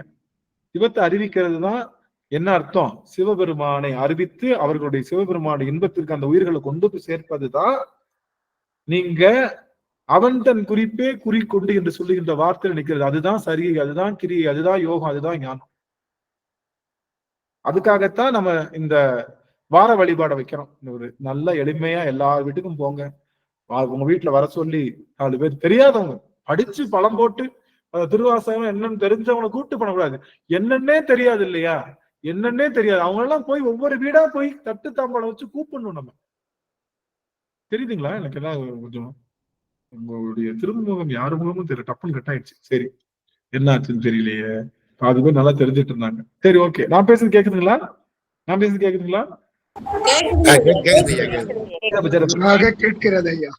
சிறப்பு, நன்றிங்க சுவாமி. ஆக நாம நிஜம் போலயே தட்டு தாம்பாளம் எடுத்துட்டு போய் ஒரு சிவன்னா என்னன்னு தெரியாதவங்ககிட்ட போய் வாங்கம்மா இந்த இடத்துல குங்குமம் தான் வச்சுக்கோங்க, தினமும் 21 முறை நமச்சிவாய மந்திரம் சொல்லுங்கம்மா, உங்களுக்காக சாமி எல்லாம் தருவாருமான்னு சொல்லி எல்லார்கிட்டையும் போய் அவங்க கேட்கிறாங்களோ கேட்கலையோ அறிவிச்சாங்க. யாரு இதே மாதிரி யாரு அறிவிச்சா? 63 நால்வர் பெருமக்கள் செய்த பெருஞ்சாதனை என்ன சாமி? கோவில்ல போய் பதிகம் பாடி அந்த பதிகத்தை கோவில்லையே விட்டு வந்தது. இன்னைக்கும் ஒவ்வொரு கோவிலுக்கும் பதிகம் இருக்கு இல்லையா, அந்த பதிகம் தான் அவங்க விட்டு சென்றது. இன்னைக்கு பதிகம் இல்லாட்டி கோயிலுக்கு நம்ம போய் இவ்வளவு தூரத்துக்கு பதிப்போமான்னு தெரியல. ஒவ்வொரு ஊர்லயும் ஒரு பதிகம் பாடி அந்த ஊர் மக்களை எல்லாம் ஒண்ணு சேர்த்து இந்த கோவில வழிபாடு செய்யுங்கன்னு சொல்லிட்டு போனதுதான் நால்வர் பெருமக்களுடைய. அது போல நாம செய்யணும். தெரியாத ஆன்மாக்களை கூட்டிட்டு போய்ப்பா, இந்தப்பா சாமி கும்பிடுப்பா, நல்லது நடக்கும்பா, உனக்காக நான் வேண்டிக்கிறேன்ப்பா, சரியாயிருப்பா, அடுத்த நாளே நீ குபேரன் ஆயிருப்பா, உனக்கு காசு வந்துரும்பா, எல்லாம் வந்துரும்பா, அப்படி இப்படின்னு 4 வார்த்தையை சொல்லி போட்டு அவர்கள் எல்லாம் கொண்டு சிவபெருமானை அடைவதற்கு வழிவகை நீங்க செய்யணும். அதுதான் அவன் தன் குறிப்பே குறிக்கொண்டு போமாறு அமைமின். சப்போஸ் அப்படி ஒரு வாழ்க்கை அமைஞ்சா போமாறு, அப்படி அவன் தன் குறிப்பிலேயே சிவபெருமான் குறிப்பையே தன்னுடைய வாழ்க்கையை நீங்க வச்சுக்கிட்டீங்க அப்படின்னா நல்லா முக்கியமான செய்தி. இது ஒரு வார்த்தை ரொம்ப முக்கியம். நீங்க கண்டிப்பா ஆன் பண்ணியே ஆகணும். 1 நிமிஷம் ஆன் பண்ணியே ஆகணும். தயவு செய்து உங்க வீடியோ ஆன் பண்ணி ஒரே ஒரு நிமிஷம் காமிங்க. என்னன்னா, நீங்க சிவபெருமானுடைய குறிப்பு என்னன்னா எல்லா உயிர்களுக்கும் சிவத்தை அறிவிச்சு சிவானுபவத்தை பெறணும். அப்படி நீங்க சிவபெருமானை பற்றி எல்லா உயிர்களுக்கும் அறிவிச்சு அந்த உயிர்களை எல்லாம் மீட்டு வர்றதுக்கு நீங்க உதவி செஞ்சீங்க அப்படின்னா, உங்ககிட்ட எவ்வளவு பெரிய பொய் இருந்தாலும், நீங்க எவ்வளவு பெரிய தவறு செய்திருந்தாலும்,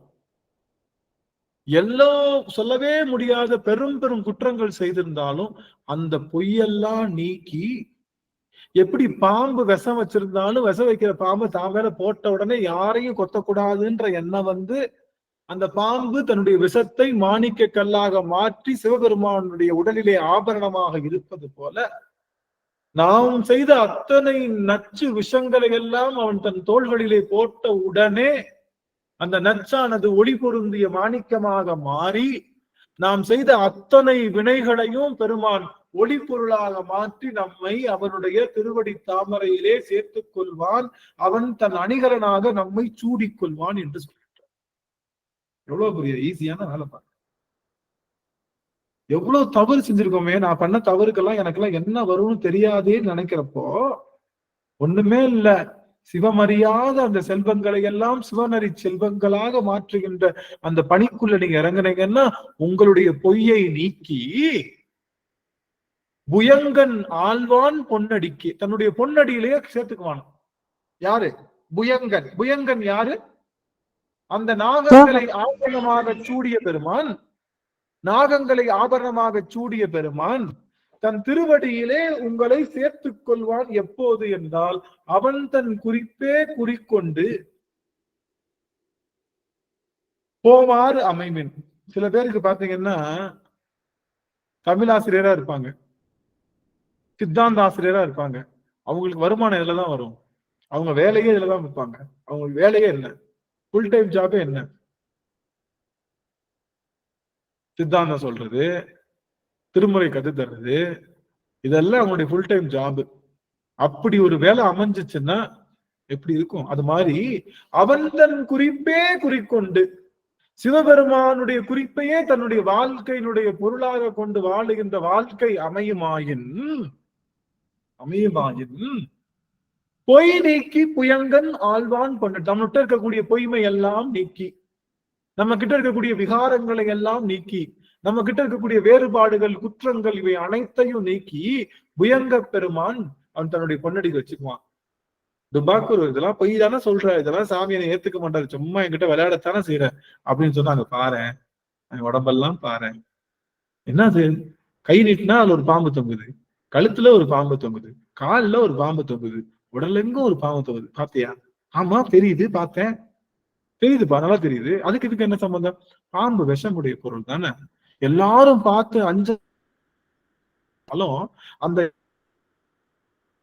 எப்படி தன்னுடைய விஷத்தையே மறந்து அவன்கிட்ட அப்படியே ஒரு இருப்பது போல நாம எவ்வளவு பெரிய விஷயம் சிவபெருமானுடைய திருக்குறிப்பையே குறிப்பா கொண்டு இருந்தோம்னா அவன் அள்ளி மேல போட்ட உடனே என்ன ஆயிடுவான் நம்ம. அதுதான் இந்த பாம்பு சொல்லுது. பாம்பு என்ன சொல்லுது? இந்த புயங்கர் என்று சொல்லுகின்ற இந்த பாம்பு ஆபரணம் என்ன சொல்லுது?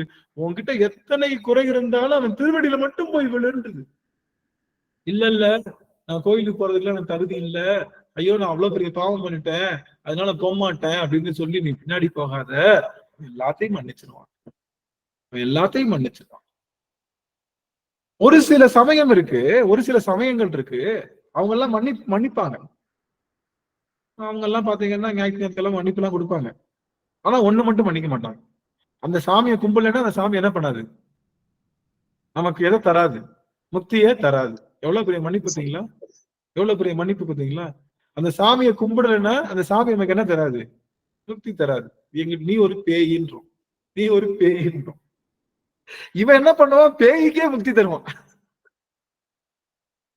நம்ம என்ன பண்ணுவான்? பேய் கூட்டிட்டு வந்துருவான். நீ வாப்பா பே வந்து உனக்கு வா, உனக்கு கூட யாரும் இல்லையா, நான் கூட இருக்கேன். என்ன ஒரு எவன் யாருடைய மன்னிப்பு? பெரும் மன்னிப்பு சாமி. நீ என்ன தப்பு பண்ணாலும் திருவடி விழுந்துரு, நான் மன்னிச்சுக்கிறேன். நீ என்ன கும்பிடாட்டினாலும் பரவாயில்ல, நீ என்ன கும்பிடாட்டினாலும் பரவாயில்ல, எதுவுமே செய்யாட்டினாலும் பரவாயில்ல, என்னை வணங்காட்டினாலும் பரவாயில்ல, என்னை ஆராதிக்காட்டினாலும் பரவாயில்ல. அப்படி ஆராதிக்காதவர்கள், கும்பிடாதவர்கள், அப்புறம் இது பண்ணாதவர்களுக்கே பெருமான் தன்னுடைய பொன்னடியை தருவதுன்னா எங்க அடியவர் பெருமக்கள் எத்தனை முற்றோதல் செய்திருக்காங்க. விடிஞ்சா முற்றோதல், நடந்தா முற்றோதல், உட்கார்ந்தா முற்றோதல் போறப்ப தனியாவா போறாங்க? நீ வா, நீ வா, வா போலாம், வா போலான்னு எல்லாத்தையும் கூட்டிட்டு ஒவ்வொரு ஆன்மாவையும் அறிவிப்பு செய்வதற்காக அவர்களால முடிந்தவர்கள் எல்லாம் கூட்டிக் கொண்டு போய் முற்றோதல் செய்கின்றார்களே.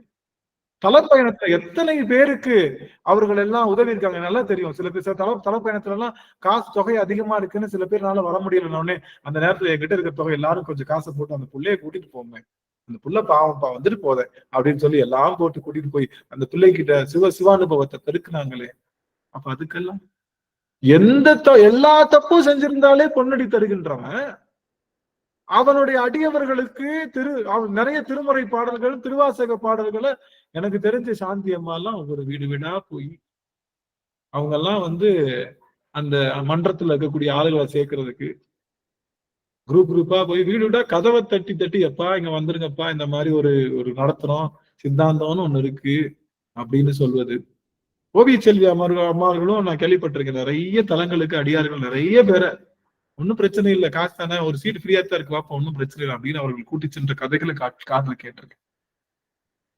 குடிசை வீடா இருந்தாலும் பரவாயில்ல, நீ கொடுக்கறத கொடு, நான் திருவாசகத்தை நான் உனக்கு சொல்றேன்னு சித்ராம்மா அவர்கள் எத்தனை இல்லத்துக்கு சென்றிருக்கின்றார்கள். இது போல எத்தனை அடியவர்கள், பிரேமாம்மா அடியேன் ஒரு ஒன்றுக்கும் ஆகாத ஒரு நான் சொன்ன ஒரு வார்த்தைக்கு எத்தனை அடியவர் பெருமக்களை ஒன்றிணைத்திருக்காங்கன்னு சொன்னா, இப்படி ஒவ்வொரு அடியவர்களுக்கும் ஒரு சிறப்பு இருக்கு. நான் எல்லாரும் சிறப்பையும் சொல்ல முடியல எனக்கு, அதுக்காக நான் மத்த அடியார்கள் விட்டுட்டேன்னு மட்டும் சொல்லாதீங்க. முதல்ல ஜானகி அம்மா அவர்கள் தான் வார வழிபாட்டுல வேறவங்கள சேர்த்ததே. அந்த மாதிரி வெறு வழிபாடு இல்ல, அம்மா யாரையாவது சேர்த்துக்கமான பொருங்க, நாங்க போய் வீடு வீடா கூட்டு வரேன், எங்க தெரிஞ்சவங்களை கூட்டு வந்து அங்க இருக்காங்க இங்க இருக்காங்கன்னு கூட்டு, ஐயா இவங்க பாடுறான். என்ன காரணம் சொல்ல வரேன்னா, இறைவனுடைய திருவடியில பொய் இருக்கிறவங்களையே பெருமான் நீக்கிக்கிறான்னா, அவன் மெய்யையே தன் வாழ்நாள் மெய்யாக கொண்ட உங்களுக்கெல்லாம் எப்பேற்பட்ட இடம் இருக்குன்னு நீங்க முதல்ல சமாதானப்படுத்திக்கோங்க. உங்களுக்கெல்லாம் பெருமான் பெருமிடம் வைத்திருக்கான். உங்க திருவாசகத்துல இருக்கக்கூடிய அத்தனை அடியவர் பெருமக்களுக்கும் பெருமான் என்ன பண்ணி வச்சிருக்கான்னா பெருமிடம் வச்சிருக்கான்றதுல எந்த மாற்று கருத்தும் இல்லை. அது முதல்ல தெரிஞ்சுக்கோ. ஆக முக்கியமான செய்தி, அவனுடைய அடியவர்களுக்கு திருவாசகத்தையோ, திருவாசகம் இப்ப எல்லாருக்கிட்டையும் போயிடுச்சு, அதனால நான் திருவாசகம் முட்டோதான் விட்டுட்டேன்னா எங்க அடியார்கள் எனக்காக படிக்கிறாங்க, நான் எதுக்கு படிக்கிறாங்க, ஆனா எங்க அடியார்களுக்கு நான் என்ன சொல்லணும், ஒரு வார்த்தைக்கும் அர்த்தம் சொல்லணுமே, அதுதான் என் வேலை. இப்போ அதுதான் என் வேலை. அந்த வார்த்தைக்கு அர்த்தம் புரிஞ்சுன்னா இன்னும் இருக பிடிப்பாங்களேன்னு அடியன் செய்துட்டு. ஆக இந்த நிலைக்கு நாம ஒவ்வொரு உயிரையும் கொண்டு சேர்க்கின்ற பணியை செய்வதுதான் கோவில் கட்டுவது, 1000 கோயில்கள் கட்டுவதற்கு சமம். அதனால அந்த பணிகளை எல்லாம் நீங்க செய்து, அது வார வழிபாடு மூலமா செய்யறோம், திருவாசக முற்றோதல் மூலமா செய்யலாம், திருவாசக சிந்தனை மூலமா செய்யறோம், இதெல்லாம் செஞ்சுக்கிட்டு இருக்கோம்.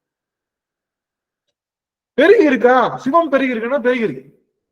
ஒரு செய்தி மட்டும் நீங்க நல்லா அட்டன்டிவா இருக்கிறது மட்டும் நான் சொல்லி முடிச்சுக்கிறேன். ஞான சம்பந்தரும் மணிவாசக பெருமானும் நாவுக்கரசரும் நம்பி ஆரூரரும் பாடுபட்டது எதுக்காகன்னா, புதினா கொத்து மாதிரி எல்லாரும் இப்ப லேசா ஒரு புதினா லேசா வளர்ந்துச்சுன்னா அந்த ஏரியா எப்படி வளரும், அந்த ஏக்கர்ல எப்படி வளரும்? நீங்க புதினா செடி, கீரை செடி போட்டுங்களா, கீரை செடி புதினா செடி எல்லாம் போட்டீங்கன்னா எப்படி வளரும்? பார்த்தீங்கன்னா கொஞ்சம் தான் போட்டுருப்பீங்க, ஆனா ஏக்கர் பூரா சரசரன்னு வளர்ந்துரும். ஒரு ஏக்கர் சரசர அந்த மாதிரி இப்போ சைவம் வளர்ந்துருக்கு. எப்படி? புதினா செடியா வளர்ந்துருக்கு. இந்த புதினா செடி பதியம் போடுறதுக்காக ஞானசம்பந்தர் பாடல, இந்த புதினா செடி பதியம் பண்றதுக்காக நாவுக்கரசர் பாடல. யார பார்த்தாலும் திருநீரு, எங்க பார்த்தாலும் திருவாசகம், எங்க பார்த்தாலும் பன்னீர் திருமுறை, எல்லாருக்கும் சிவஞான போதம் தெரியுமா, உனக்கு உண்மை விளக்கம் தெரியுமா, பொது வகுப்பா சிறப்பு வகுப்பா, இது எல்லாம் தெரிஞ்சிருக்கு. எல்லாரும் புதினா செடி மாதிரி இருக்கிறதுக்காக அவங்க பண்ணல, ஒரே ஒரு ஆலமரம் வேணும்னு தான் அவங்க நின்னாங்க. அவங்க என்ன கேட்டிருக்காங்க, நால்வர் பெருமக்களும் 27 திருமுறை ஆசிரியர்களும் அவங்க எல்லாம் பாடினதுக்காகன்னா, நாம எல்லாம் அருகு போல் இருப்பதற்காக அல்ல, ஆள் போல் இருக்கணும்ன்றதுக்காக தான் வச்சோம். அருகு போல் இருக்கணும். சீசன்ல அருகு என்ன பண்ணோம், தண்ணி வரலைன்னா காஞ்சிடும், லேசா தண்ணி தெளிச்சாலும் துளுத்தணும். அது போல சாமி நமக்கு ஏதாவது கொடுக்கலன்னா சாமியை விட்டுருவோம், சாமி கொடுத்துட்டா ஐயோ எங்க சாமி மாதிரி வளர்த்து இல்லையான்னு சொல்லுவோம். அந்த மாதிரி கூட அவர்கள் ஆள் போலத்தான். அதனாலதான் சாமி என்ன பண்ணாரு, அன்று ஆளின் நிழல் கீழ் அமர்ந்து, ஆலமரத்து கீழ் அவர் அதான் சாமி தம் பசங்களா இது மாதிரிதான் இருக்கணும், எது மாதிரி பின்னாடி இருக்கிற ஆலமரம் மாதிரி தான் நீங்க வரணும்னு சொல்லியிருக்காரு. ஆனா கழுத்துல என்ன போட்டிருக்காரு, மாலை, அருகு போல் மாலை. அருகம் மாலையை கழுத்துல போட்டு ஆலமரத்தை காட்டி உட்கார்ந்துருக்காரு. அருகம் மாதிரி பெருகியும் இருக்கணும், அது போல ஆலம் போல உயர்ந்து இருக்கணும். சுவாமி நினைச்சு பாருங்க, அருகம்புள்ளி எப்படி வருதோ அது போல ஆலமரம் அப்படியே வந்து எப்படி இருக்கும், அருகம்புல் எப்படி இருக்கோ அது போல ஆலம் மரம் அப்படியே ஒரு காடா இருந்தா அப்படி இருக்கும். அதுதான் சைவத்துல சாமி வேண்டது. இப்ப எல்லாம் என்ன பண்ணிட்டோம், அருகு போல இருக்கும், அப்படியே நல்ல புதினா மாதிரி கருன்னு வளர்ந்துடுறோம். ஆனா ஆலமரம் போல இருந்தாதான் பல உயிர்களுக்கு பயனுள்ளதா இருக்கும். ஆலமரத்துல பல கிளிகள் இருக்கு, எல்லாம் இருக்கு, உயிர்கள் கீழே வருது, சாப்பிடுது, தங்குது, போகுது அப்படின்றது போல. ஆனா அந்த அருகு என்பது உணவுப் பொருளா மட்டும்தான் இருக்கு. நிழலுக்கு பயன்படுதா, வேற எதுக்கு பயன்படுதா, எதுக்கு? ஆனா இது நிழலுக்கும் பயன்படுது, உணவுக்கும் பயன்படுது, எல்லாத்துக்கும். அது போல நீங்க நம்ம இருக்கணும்னு நினைக்கிறோம். ஆனா இப்ப வந்துருச்சு, பதியம் போட்டாச்சு, எல்லாம் வந்துட்டாங்க. ஆனா சரியா தண்ணி ஊத்துனா எல்லா அருகும் எங்க வந்துடும், என்னவா மாறிடும்? சரியா சிவநீரை ஊற்றுனா எல்லா அருகும் ஆழமா மாறிடும், எல்லா அருகும் ஆலமரமா மாறிடும். அந்த பணிதான் நமக்கு இப்ப பணி. இப்போ ஃபர்ஸ்ட் ரவுண்ட் ஓட்டியாச்சு. எல்லாரும் என்ன பண்ணிட்டீங்க, ஜானகி அம்மால இருந்து, சாந்தி அம்மால இருந்து, சரளா அம்மால இருந்து, பிரேமா அம்மால இருந்து, சுசிலா அம்மால இருந்து, மற்ற எல்லா அடியார்களும் எல்லாமே நீங்க பண்ணிட்டீங்க. அடுத்த ரவுண்ட் நமக்கு வேணும். சாமி கொடுத்த ஒவ்வொரு மூச்சு காத்துக்கும் நாம ஜஸ்டிஃபை பண்ணிட்டு போயிடும். சாமி கொடுத்த மூச்சு காத்துக்கும் எப்பா ஒரு ஆன்மாவுக்கு சிவத்தை அறிவிச்சாச்சுப்பா, அது பிடிச்சு போயிட்டு இருக்குப்பா அப்படின்ற எண்ணம் இருந்ததுன்னா அவ்வளவுதான். அதை நீங்க எல்லாரும் திரும்பவும் செய்யணும். திரும்பவும் அதே முனைப்போட வீடு தோறும், இல்லங்கள் தோறும் போய் எப்பா அவங்களுக்கு சிவம் இருக்கு 10 நிமிஷம் பேசுங்க. மற்ற கதையை பேசுறதுக்கு கிளம்புங்க, ஒரு 4 மகளிர் டீம் கிளம்புங்க, தட்டுங்க எல்லா கதவும். எப்பா அவங்களுக்கு திருவாசகம் தெரியுமா, இல்லையா, தான் இப்ப திருவாசகம் படிப்பா, நல்லதுப்பா. உனக்கு சின்னதா திருவாசகம் புக்கு வேணாங்க, ஒரு சிவபுராணத்தை அடிச்சுக்கங்க, ஒரு சின்னதா ஒரு அட்டையில அடிச்சுக்கங்க, சிவபுராணத்தை மட்டும் அடிச்சு ஒரு 150 அடிச்சு போய் ஒரு ரோட்ல நின்னுக்கங்க, யாரு வந்தாலும் கொடுங்க, எப்ப அது படிச்சா நல்லது பாருங்க. இதுதானே செய்யறாங்க மிஷினரிஸ்லாம் செய்யறாங்க. நம்ம ஏன் செய்யக்கூடாது? நமக்கு என்ன, வந்தா என்ன, வளர்ந்தா என்ன, போனா என்ன, போகாட்டி என்ன, சிவம் தெரிஞ்சா என்ன, தெரியாட்டி என்ன, சொல்ல போனா எனக்கு தெரிஞ்ச அளவுக்கு சிவம் அவனுக்கு தெரிஞ்ச கூடாதுன்னு நினைப்போம்ல, அப்படித்தானே? எனக்கு உண்மை விளக்கமும் சிவஞான போதமும் தெரிஞ்ச மாதிரி அவனுக்கு தெரிஞ்சிருந்ததுன்னா, நம்மளோட பெரிய ஜெகதால கில்லாடியா இருக்கானே, இவனை ஒரு அமுக்கும் அப்படின்னு நினைப்போம். அப்படி இருக்கக்கூடாது. எவ்வளவு கவலை தெரிஞ்சு ஓடுதோ ஓட்டும் அந்த பிள்ளை, எவ்வளவு கவலை தெரிஞ்சு ஓடுதோ ஓட்டும். அந்த பிள்ளை முக்தி அடைஞ்சதுன்னா, ஒரு பேச்சுக்கு உங்களால ஒரு பிள்ளை சிவத்தை அறிஞ்சு போய் முக்தி அடைஞ்சது அப்படின்னா, அந்த பிள்ளை அடைஞ்ச வேகத்தை விட 10 மடங்கு நீங்க உங்களை தூக்கி மேல உங்களை வச்சிருவார். அப்படிதான் அபயா ரகவல், விநாயகர் ரகவல் அப்படித்தானே சொல்லுது. இந்த அம்மா வேணா போனியா, நான் ஆள முடியாதுன்னா, நீ இப்போ அவங்க எல்லாம் வெள்ளை யானைகளையும் குதிரைகளையும் போறதுக்கு முன்னாடியே அம்மா நீ உள்ள போயிடுமா, கவலைப்படாதம்மா. அது மாதிரி அடியவர்களுக்கு நீங்க தொண்டு செஞ்சு அவர்கள் உங்களால சிவமய அறிந்து உணர்ந்து சிவன் திருவடி கீழே போறாங்கன்னா, அவங்க போறதுக்கு முன்னாடி நீங்க அங்க நிற்பீங்க. ஏன்னா நீங்க செஞ்ச உதவினாலதான் போயிருக்காங்க. அந்த உதவி உங்களை திருவடியில கொண்டு சேர்க்கும். அதைத்தான் அவன் தன் குறிப்பே குறிக்கொண்டு போமாறு அமைமின் பொய் நீக்கி புயங்கன் ஆழ்வான் பொன்னடிக்கே. அந்த புயங்கன் நம்மள ஆழ்வான், சிவபெருமான் ஆழ்வான். கவலைப்படாதீங்க, தப்பு பண்ணிட்டோம்னு வருத்தப்படாதீங்க. ஐயோ போன பிறவில எவ்வளவு தப்பு பண்ணிட்டோம் தெரியவே வேணாம். ஐயோ இப்ப வியாதி இருக்கே நினைக்கிறத விட, இனிமே நல்ல உணவுகளை சாப்பிட்டா இனி வருகின்ற ஒவ்வொரு நாளும் மாறும். ஏன்னா நேற்று இருந்த உடல் இந்த உடல் இல்லை. ஒவ்வொரு 12 வருடத்திற்கும் நல்லா கவனிங்க, ஒவ்வொரு 12 வருடத்திற்கும் ஒரு முறை நம்முடைய உடல் இருக்கக்கூடிய எல்லா செல்லும் அழிந்து திரும்பவும் தோன்றும். 12 வருஷத்துக்கு ஒரு தடவை நீங்க புது ஆளு, பழைய ஆள் கிடையாது. ஒவ்வொரு 12 வருஷத்துக்கும் ஒரு தடவை உங்களுடைய, நீங்க எப்ப பிறந்தீங்களோ அதாவது 12 வருஷத்துக்கு ஒரு தடவை நீங்க புது ஆளு, பழைய ஆள் கிடையாது. அதனால உள்ளுக்குள்ள ஒரு நினைச்சு, ஐயோ எனக்கு சாமி டாக்டர் இப்படி சொல்லிட்டாரு, இந்த இடத்துல இந்த ஆயிடுச்சு அதாயிடுச்சுட்டாரு, நான் என்ன பண்றேன்னா கவலைப்படாதீங்க, நல்லா சாப்பிட்டுட்டே இருக்கு. 12 வருஷத்துல நீங்க நல்லா சாப்பிட்டா புது ஒரு ஆர்கனே இருக்கும், புது உறுப்பே உள்ளுக்குள்ள வந்துடும். அதனால எதுவுமே நமக்கு நிரந்தரம் இல்லை. அதனால நாம ஒவ்வொரு நாளும் புதுசா வந்துகிட்டே இருக்கும், புதுசா பிறந்துகிட்டே இருக்கும். நேத்து பார்த்த செல் இங்க இல்ல, நேத்து பார்த்த உணர்வு எதுவும் இல்லை. ஆனா நாம என்ன நினைச்சிட்டு இருக்கோம், இப்படியே சாஸ்வதமா இருக்கு. அதனால அதனாலதான் 12 வருஷத்துக்கு 12 வயசு ஆனோடனே உபநயனம்னு சொல்றாங்க. 5-12 ஆயிடுச்சுன்னு என்ன அர்த்தம்? 5-12 5-12 அதனாலதான் 60வது கல்யாணம். 5 பஞ்சபூதங்களையும் நீங்க என்ன பண்ணிட்டீங்க, முழுங்கி வெளியே வந்தாச்சுன்னு அர்த்தம். பஞ்சபூதங்களையும் முழுங்கி வெளியே வந்திருக்கீங்க. வெளியே வந்து ஒரு நல்ல பிள்ளைங்களோட, நல்ல குடும்பத்தோட, நல்ல உறவுகளோட இருக்கீங்கன்னா 60 வயசு வரைக்கும் யார் வேணாலும் வாழலாம்.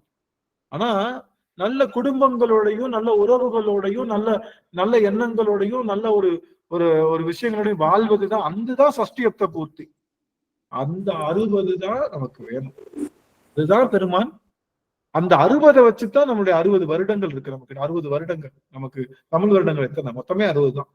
அப்ப என்ன அர்த்தம்? அவ்வளவுதான். அந்த 60 முடிச்சா நீ பஞ்சபூதம், 9 கிரகங்கள், 27 நட்சத்திரங்கள், எல்லா உயிர்கள் எல்லாத்தையும் கடந்து நீ வெளியே வந்துடுற. You are the greatest person சொல்லி கொடுக்குறது. புரியுதுங்களா? அதனால யாரும் வருந்த வேண்டாம். ஐயோ நம்ம போன பிறவியில தவறு பண்ணிட்டோமோ, செஞ்சுட்டோமோ, என்ன ஆகுமோ, நம்ம சாமி நமக்கு முக்தி தருவாரு. இல்ல இல்ல, கண்டிப்பா தர்றது காத்திருக்கான். நீங்க தெரிஞ்சுக்கோங்க. உங்களுக்கு தெரிஞ்ச விஷயங்களை 4 பேருக்கு சொல்லுங்க. முதல்ல குரல் பதிவு கொடுங்கன்னு. குரல் பதிவு கொடுக்கறப்ப யாராவது கேட்பாங்க, சாமி நீங்க குரல் பதிவு கொடுத்தீங்கன்னா நம்ம குடும்பத்துல யாராவது கேட்பாங்க, அது இன்னொரு ஆன்மாவை வழிவகைப்படுத்தும்னு சொன்னோம். என்னன்னு தெரியல, எங்க அடியார் பெருமக்கள் எல்லாரும் கம்ப்ளீட் பிஸி. குரல் பதிவு என்பதே வருவதில்லை. குரல் பதிவுக்கு பதிலாக ஃபார்வர்ட் மெசேஜ் தான் அள்ளி அள்ளி போடுறாங்க. இல்ல ஃபார்வர்ட் மெசேஜ், அந்த ஃபார்வர்ட் மெசேஜும் தப்பா இருக்கு, தப்பான டைரக்ஷன்ல கூட்டிட்டு போகுது. சரி, அப்போ ஒரே ஒரு செய்தி, அனுபவாதீதம் என்பது இறைவனுடைய திருவடியை போற்றுவது, இறைவன் திருவடிக்கு மேல இருக்கிறதுன்னு தெரிகிறது.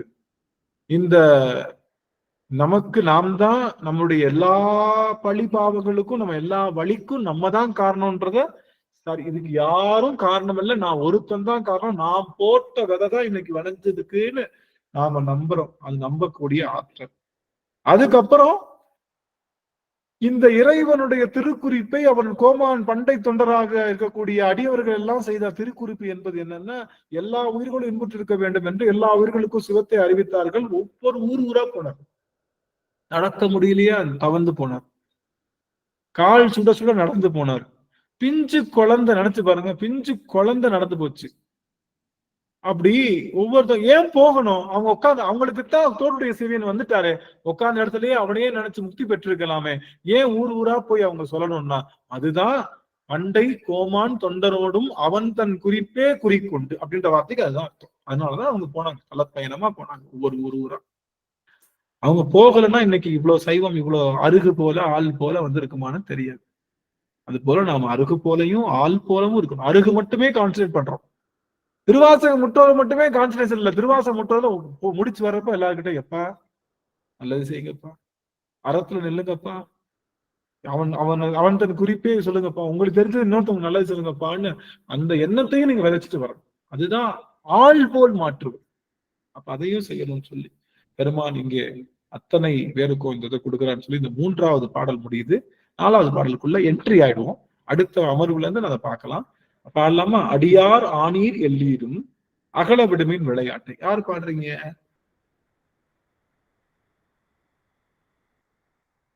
சரஸ்வதி அம்மா, குருசாமி அம்மா அவர்கள். சரஸ்வதி குருசாமி அம்மா அவர்கள். அடியாரானீர் எல்லீரும் அகல விடுமின் விளையாட்டை கடி சேரடியே வந்தடைந்து கடை கொண்டிருமின் திருக்குறிப்பை செடி சேருடலை செல நீக்கி சிவலோகத்தே நமை வைப்பான் பொடி சேர்மேனி புயங்கன் தன் பூவார்களே புகவிடுமே. அருமை அருமை அருமை. இன்னும் ஒரே ஒருத்தவங்க மட்டும் பாடலாம். ஒருத்தவங்க பாடலாம். அடியா ஐயா ராகவன் சுவாமி.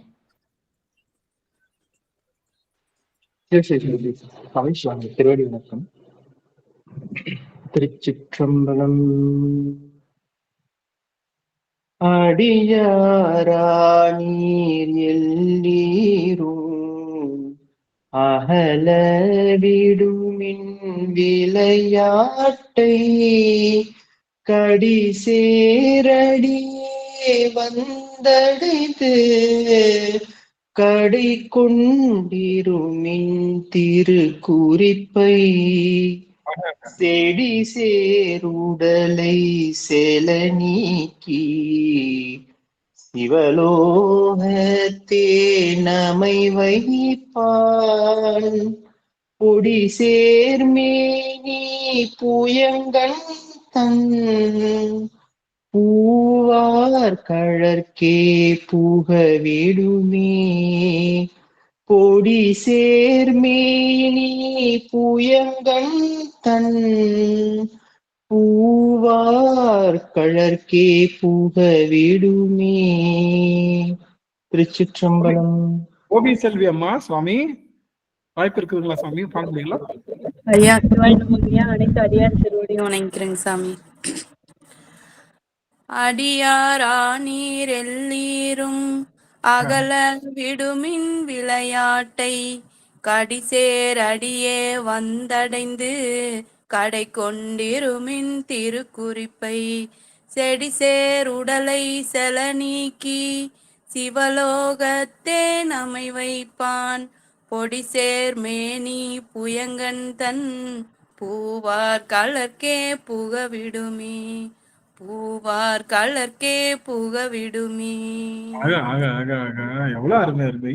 நம்ம இபாக்கா ஐஸ்கிரீம் ஷாப்ல போயிட்டு நட்ஸ் எல்லாம் உள்ளுக்குள்ள போட்டு கொஞ்சம் போல அப்படியே எல்லாம் கிரீமை உள்ள போட்டு அப்படி சாப்பிட்றப்ப ஒரு ஃபீல் இருக்கும். அந்த மாதிரி அம்மா பாடுற அந்த இது கேட்கும் போது இந்த நட்ஸோடையும் அந்த அந்த அந்த கூழ் அந்த ஐஸ்கிரீமையும் சேர்த்து சாப்பிட்ற மாதிரி இருக்கு. அருமை சாமி, ரொம்ப மகிழ்ச்சி, ரொம்ப மகிழ்ச்சி. ஆக இந்த பாடல், இந்த 4வது பாடல் நமக்கு எதை தருகின்றது அப்படின்னா, இதுவும் திருக்குறிப்பை தான் தருது. இதுவும் திருக்குறிப்பில தான் நம்ம நிக்கணும். இறைவன் தருகின்ற திருக்குறிப்பு என்பது என்னன்னா, எல்லா உயிர்களும் சந்தோஷமா இருக்கிறது தான் அவனுடைய திருக்குறிப்பு. அதனால எந்த உயிருக்கும் துன்பம் செய்யாம, எந்த உயிருக்கும் ஊறு செய்யாம இருப்பதே பெரிய தவம். அதைத்தான் சொன்னாங்க. தவம்னா காலில் மடக்கி அந்த புத்துல உட்காந்து அப்படியே தாடியெல்லாம் வளர்த்து அப்படியே சாமி வர வரைக்கும் ஒத்த காலம் நிக்கிறது, அப்படியே மூச்சடக்கிறது, ரேசகம் கும்பகம் அப்படியே அந்த ரேஷியோல பண்ணி அப்படியே உடம்புல இருக்கக்கூடிய மூலாதாரத்தை அப்படி கிருகிருன்னு சுத்தி அப்படியே வானத்துல போய் அப்படியே சகசிராதாரத்தை வெளியே போய் அந்த அந்த 12 அங்கலத்துல இருக்கக்கூடிய துவாதசாந்த பெருவழியில போய் இருக்கிற பெருமானை கூடுவதை விட, அந்த தவத்தை எல்லாம் விட எந்த உயிருக்கும் ஊறு செய்யாம நிற்பதுதான் பெருந்தவம் சொல்றோம். அந்த தவத்தை செய்யணும். அதை விட ஒரு பொருளை, அந்த பொருளுக்கு நான் நல்ல வேலை இந்த சில பேர் பாத்தீங்களா, ஆக்சிடென்ட் ஆயிருக்கும், ரோட்ல கிடப்பாங்க, சொல்லிட்டு போயிட்டே இருப்போம்ல. நம்ம இறங்கி நான் என்ன ஆக்சிடென்டா பண்ணேன், எனக்கு என்ன கெட்டதா வரப்போகுது, நான் ஒன்னும் ஆக்சிடென்ட் பண்ணல, ஒரு வருத்தப்பட்டே அப்படி நம்மளால செய்ய முடிஞ்ச நன்மையையும் அந்த இடத்துல செய்யாம போறது மகா தீமைக்கு சமம். உங்களால ஒரு நன்மை செய்ய முடியுது அந்த இடத்துல, ஆனா அதை செய்யாம நகர்ந்து போறீங்க அப்படின்னா அது கொடுஞ்செயலுக்கும் அதுவும் கொடுஞ்செயல் தான். நீங்க ஒரு இடத்துல தட்டி கேட்க வேண்டிய நீங்க சில இடத்துல அமைதியா இருக்கீங்க. ரோட்ல ஒரு பொண்ணு போயிட்டு இருக்கா, 4 பசங்க ஏதாவது பேசுறாங்க, நீங்க அப்படியே அமைதியா போய் அந்த இடத்துல ஏய் யாரா நீ இது பண்ண மாட்டீங்களா அப்படின்னு சொல்லாம போனோம்னா அதுவும் கொடுஞ்செயல் தான். கொடுமையான ஒரு கொடூரனோட செயலும் நல்லவருடைய மௌனமும் ஒண்ணுன்றாங்க. ஒரு கொடுமையான ஒரு அரக்கனுடைய செயலும் நல்லவர்கள் பேச வேண்டிய இடத்துல பேசாம மௌனம் சாதிப்பதும் ரெண்டுமே ஒண்ணுன்றாங்க. ரெண்டுமே நான் ஒண்ணுமே பண்ணலையங்க, நீ ஒண்ணுமே பண்ணாததாயா தப்பு, நான் ஒண்ணுமே பண்ணலையங்க, நல்லதும் நீங்க தீமை தான் பண்ணிருக்கீங்க. அது போல கடந்து போகும்போது இந்த ஆன்மாவுக்கு சிவத்தை சொல்றது என்பது என்னன்னா, அந்த ஆன்மாவை இப்பிறவியில மட்டும் இல்ல, எல்லா பிறவிலையும் காப்பாத்துறதுக்கு சமம். ஒரு நேரம் சோறு போட்டா அந்த நாளைக்குதான் அதுக்கு அமிர்தம். ஒரு ஒரு ஒரு வருஷத்துக்கு அந்த உடம்பு கீழே விழுந்தவங்க உடம்ப காப்பாத்துறீங்கன்னா அந்த அந்த பிறவிக்குத்தான் அது அமிர்தம். ஆனா எல்லா பிறவிக்கும் அமிர்தம் என்பது சிவபெருமானை உரைப்பு. அதனால கிடைச்சவங்க எல்லாம் என்ன பண்ணணும், வச்சு செய்யணும். சாமி இங்க வா, சிவபெருமான கும்பிடு, நல்லது பார்த்தா கேட்கிற மூட்ல இருக்கணும். அப்ப சொன்னோம், நீங்க சொல்றதை கேட்டுட்டு ஏற்கனவே கொஞ்சம் போல பக்தி இருக்கும்ல, அதையும் விட்டுட்டு இனிமே நான் பக்திக்கே வரேன்னு கும்பிடு போட்டு போற மாதிரி பண்ணக்கூடாது. ஆனந்த சொல்லிட்டான், இனிமே எல்லாரையும் டார்ச்சர் பண்ணலாம், போறவங்க எல்லாம் கூப்பிட்டு ஏற்கனவே பக்தியா தான் இருப்பாங்க, நம்ம பண்ற டார்ச்சர்ல என்ன பண்ணுவாங்க, என்ன எல்லாம் சிவனடியார்கள் இப்படி ஆயிட்டாங்க, நான் வரவே இல்லப்பா சிவனடியார் கூட்டத்துக்கு அப்படின்னு நினைச்சு ஓடிடக்கூடாது. அது கேட்கிற தருணம் இருக்கா, இடம் பொருள் ஏவல் பார்த்து இது இப்படிப்பா உனக்கு ஒண்ணு தெரியுமா, இந்த மாதிரி சிவபெருமான் குழந்தையா இருந்தா சின்ன கதை, பெரியவனா இருந்தா முப்புறம் எரிப்பது முப்புறம் அல்ல உம்மல காரியம் அப்படின்னு சொல்லி அவங்களுக்கு ஒரு உயர்வு, அப்படியே உயர்வு கொடுத்து இந்த மாதிரி இப்படி இருக்கணும்னு சொல்லி கண்டிப்பா சிவனை அறிவிக்கக்கூடிய அந்த நிலை உங்களுடைய பொறுப்பு. ஒண்ணுமே இல்ல. எப்பா திருவாசக சிந்தனைக்கு வாப்பா, எல்லாரும் ஜாலியா அங்க கொஞ்சம் நேரம் பேசுவோம் சிவனை பத்தினா அந்த வார்த்தை சொன்னா கூட போதும். எனக்கு தெரிஞ்சு எல்லா அடியார்களும் நிறைய செய்தி ஃபார்வர்ட் பண்றாங்க. இது நான் சும்மா ஒரு அட்வர்டைஸ்மெண்ட் நீங்க நினைச்சுக்க, தயவுசெய்து இல்லை, அது நான் என்னைக்குமே அது இது பண்ணும். எல்லாரும் அவங்க, ஆனா ஒருத்தவங்க கூட நிறைய பேர் நிறைய குரூப்ல இருக்காங்க. நானும் நிறைய குரூப்ல இருக்கேன். காமனா அவங்க பார்த்தாலே தெரியும் அவங்க எல்லாம் அந்த குரூப்ல இருக்காங்க. ஆனா ஒரு தடவை கூட நம்ம திருவாசக சிந்தனை மறந்தும் கூட அந்த குரூப்புக்கு ஃபார்வர்ட். புரியுதுங்களா? நம்ம வர்ற எத்தனையோ செய்திகளை ஃபார்வர்ட் பண்றோம், இப்ப வாப்பா அப்படின்னு. ஆனா எனக்கு தெரிஞ்சு நிறைய அடியார்கள் நிறைய பேரை சேர்த்து விட்டுருக்காங்க. எல்லா வம்படிக்கா வாங்க, இந்த திருவாசனை ஒரு இடம் வந்து கேளுங்க, சிவபெருமானை பத்தி தெரிஞ்சுக்குவீங்க, அப்படியே கொஞ்சம் கொஞ்சமா போயிடலாங்கன்னு சொல்லி வம்படிக்கா சேர்த்து. இருந்தாலும் நீங்க அடியவர்களை என்கிட்ட சேர்க்கணும்னு அவசியம் இல்லை, சிவபெருமானுக்கு இல்ல. நீங்க சொல்லுங்க, என்னை பொறுத்தளவுக்கு நீங்க எல்லாரும் பேசணும். நீங்க ஒவ்வொருத்தவங்களும் ஒரு 500 பேரை வந்து சொல்லி சிவபெருமானுடைய திருவடி இன்பத்தை சொல்லி, அடியனுக்கு எங்கேயோ ஒரு இடத்துல உதிச்சு, யார் சொன்னதோ தெரியல, இன்னைக்கு வரைக்கும் நான் சொன்னேன் இல்லையா, யார் சொன்னதோ தெரியல, தாத்தா நன்மை திருவார் கோயில் உட்காந்து சொன்னாருன்னு சொன்னோம்ல, அந்த மாதிரி என்னமோ யாரோ சொன்ன ஒரு வார்த்தை இன்னைக்கு வந்து இங்க கொண்டு வந்திருக்கு. அடியார் திருவடி ஒன்றை தவிர வேற ஒன்றும் இல்லைன்னு சொல்ற அந்த செய்தி ஆணி அடிச்ச மாதிரி உள்ள இறங்கி இருக்கு அப்படின்னா, அது மாதிரி நீங்க எல்லாரும் சொல்லி ஏதோ ஒரு உயிர் பக்குவப்படணும்ன்றதான் அவன் தன் குறிப்பை குறிக்கொண்டு என்று சொல்லி, இந்த 4வது பாட்டும் அவருடைய திருக்குறிப்பை தான் சொல்லுது என்று சொல்லி, அந்த அளவில் இந்த அமர்வினை நிறைவு செய்கின்றோம். வருகின்ற வெள்ளிக்கிழமை நாம அடுத்தபடியா இந்த 4வது பாடலை பார்க்கலான் இருக்கோம். அதனால அடியோர் பெருமக்கள் அன்று ரொம்ப திரளாக வந்து சேர்ந்து நீங்க எல்லாரும் அதை வந்து சிறப்பிக்க வேண்டும் சொல்லி இந்த அளவில் அடியேன் நிறைவு செய்யும் முகமாக இன்றைய தினம் ஓவிய செல்வி அம்மா அவர்கள் பாடிட்டு போயிடலாம். வான்முகில் வளாதபடி திரும்பவும் ஐஸ்கிரீம். திருச்சிற்றம்பலம். வான்முகில் வளாது பெய்க மலிவளம் சுரக்க மன்னன் கோன்முறை அரசு செய்க குறைவிலாதுயிர்கள் வாழ்க. நான்மறை அறங்கள் ஓங்க நற்றவம் வேள்வி மல்க. மேன்மைகொள் செய்வ நீதி விளங்குக உலகம் எல்லாம். மேன்மைகொள் செய்வ நீதி விளங்குக உலகம் எல்லாம். திருச்சிற்றம்பலம். அனைத்து அடியார் திருவடி வணங்கிக்கிறேங்க சாமி. நன்றிங்க சுவாமி. நமச்சிவாய். அடியவர்கள் தாங்கள் பெற்ற அனுபவங்களை ஓரிரு வார்த்தைகள்ல தான் சொல்லணும், அதுக்கு மேல யாரும் சொல்லக்கூடாது. குறிப்பிட்ட டைம் எடுத்துக்கோங்க. அடியவர்கள் யாராவது ஒரு அனுபவம் சொல்லணும் அப்படின்னா கண்டிப்பா நீங்க வந்து இதுல அனுபவம் சொல்லலாம். புதிதா வந்த அடியவர்களுக்கு வாய்ப்பும் கொடுக்கலாம், பழைய அடியவர்களும் பேசலாம். யாராவது ஓரிரு வார்த்தைகள். நான் சொன்னதே அப்படியே ரிப்பீட் பண்ண வேணாம். இது மொத்த இந்த 1 மணி நேரம் 1.5 மணி நேரத்துல உங்களுக்கு ஒரு சின்னதா ஒரு அனுபவம் ஸ்பார்க் கிடைச்சிருக்கணும். அந்த ஸ்பார்க்கை மட்டும் நீங்க ஹைலைட் பண்ணா போதும், வேற ஒண்ணும். அடியார்கள் பேசலாம். ஐயா தண்டபாணி ஐயா புதுசா வந்திருக்காரு, அவருக்கு வாய்ப்பு. ஐயா தண்டபாணி ஐயா சுவாமி தங்கள் திருவடியை போற்றுகின்றேன். வாய்ப்பு இருக்குதுங்களா? அவங்களால பேச முடியுங்களா? அடியார் பெருமக்களுக்கு திருவடிகளுக்கு சிரம் தாழ்த்தி வணங்குகின்றேன். இந்த சொற்பொழிவு எனக்கு புதிதாக இருக்கிறது. இருந்தாலும் சில சிவ அனுபவங்களை மட்டும் சொல்ல முடியல, ஆனா உணர முடியுது. எதிர்வரும் நாட்கள்ல என்னுடைய அனுபவ உரையை முழுமையா பேசுகிறேன்.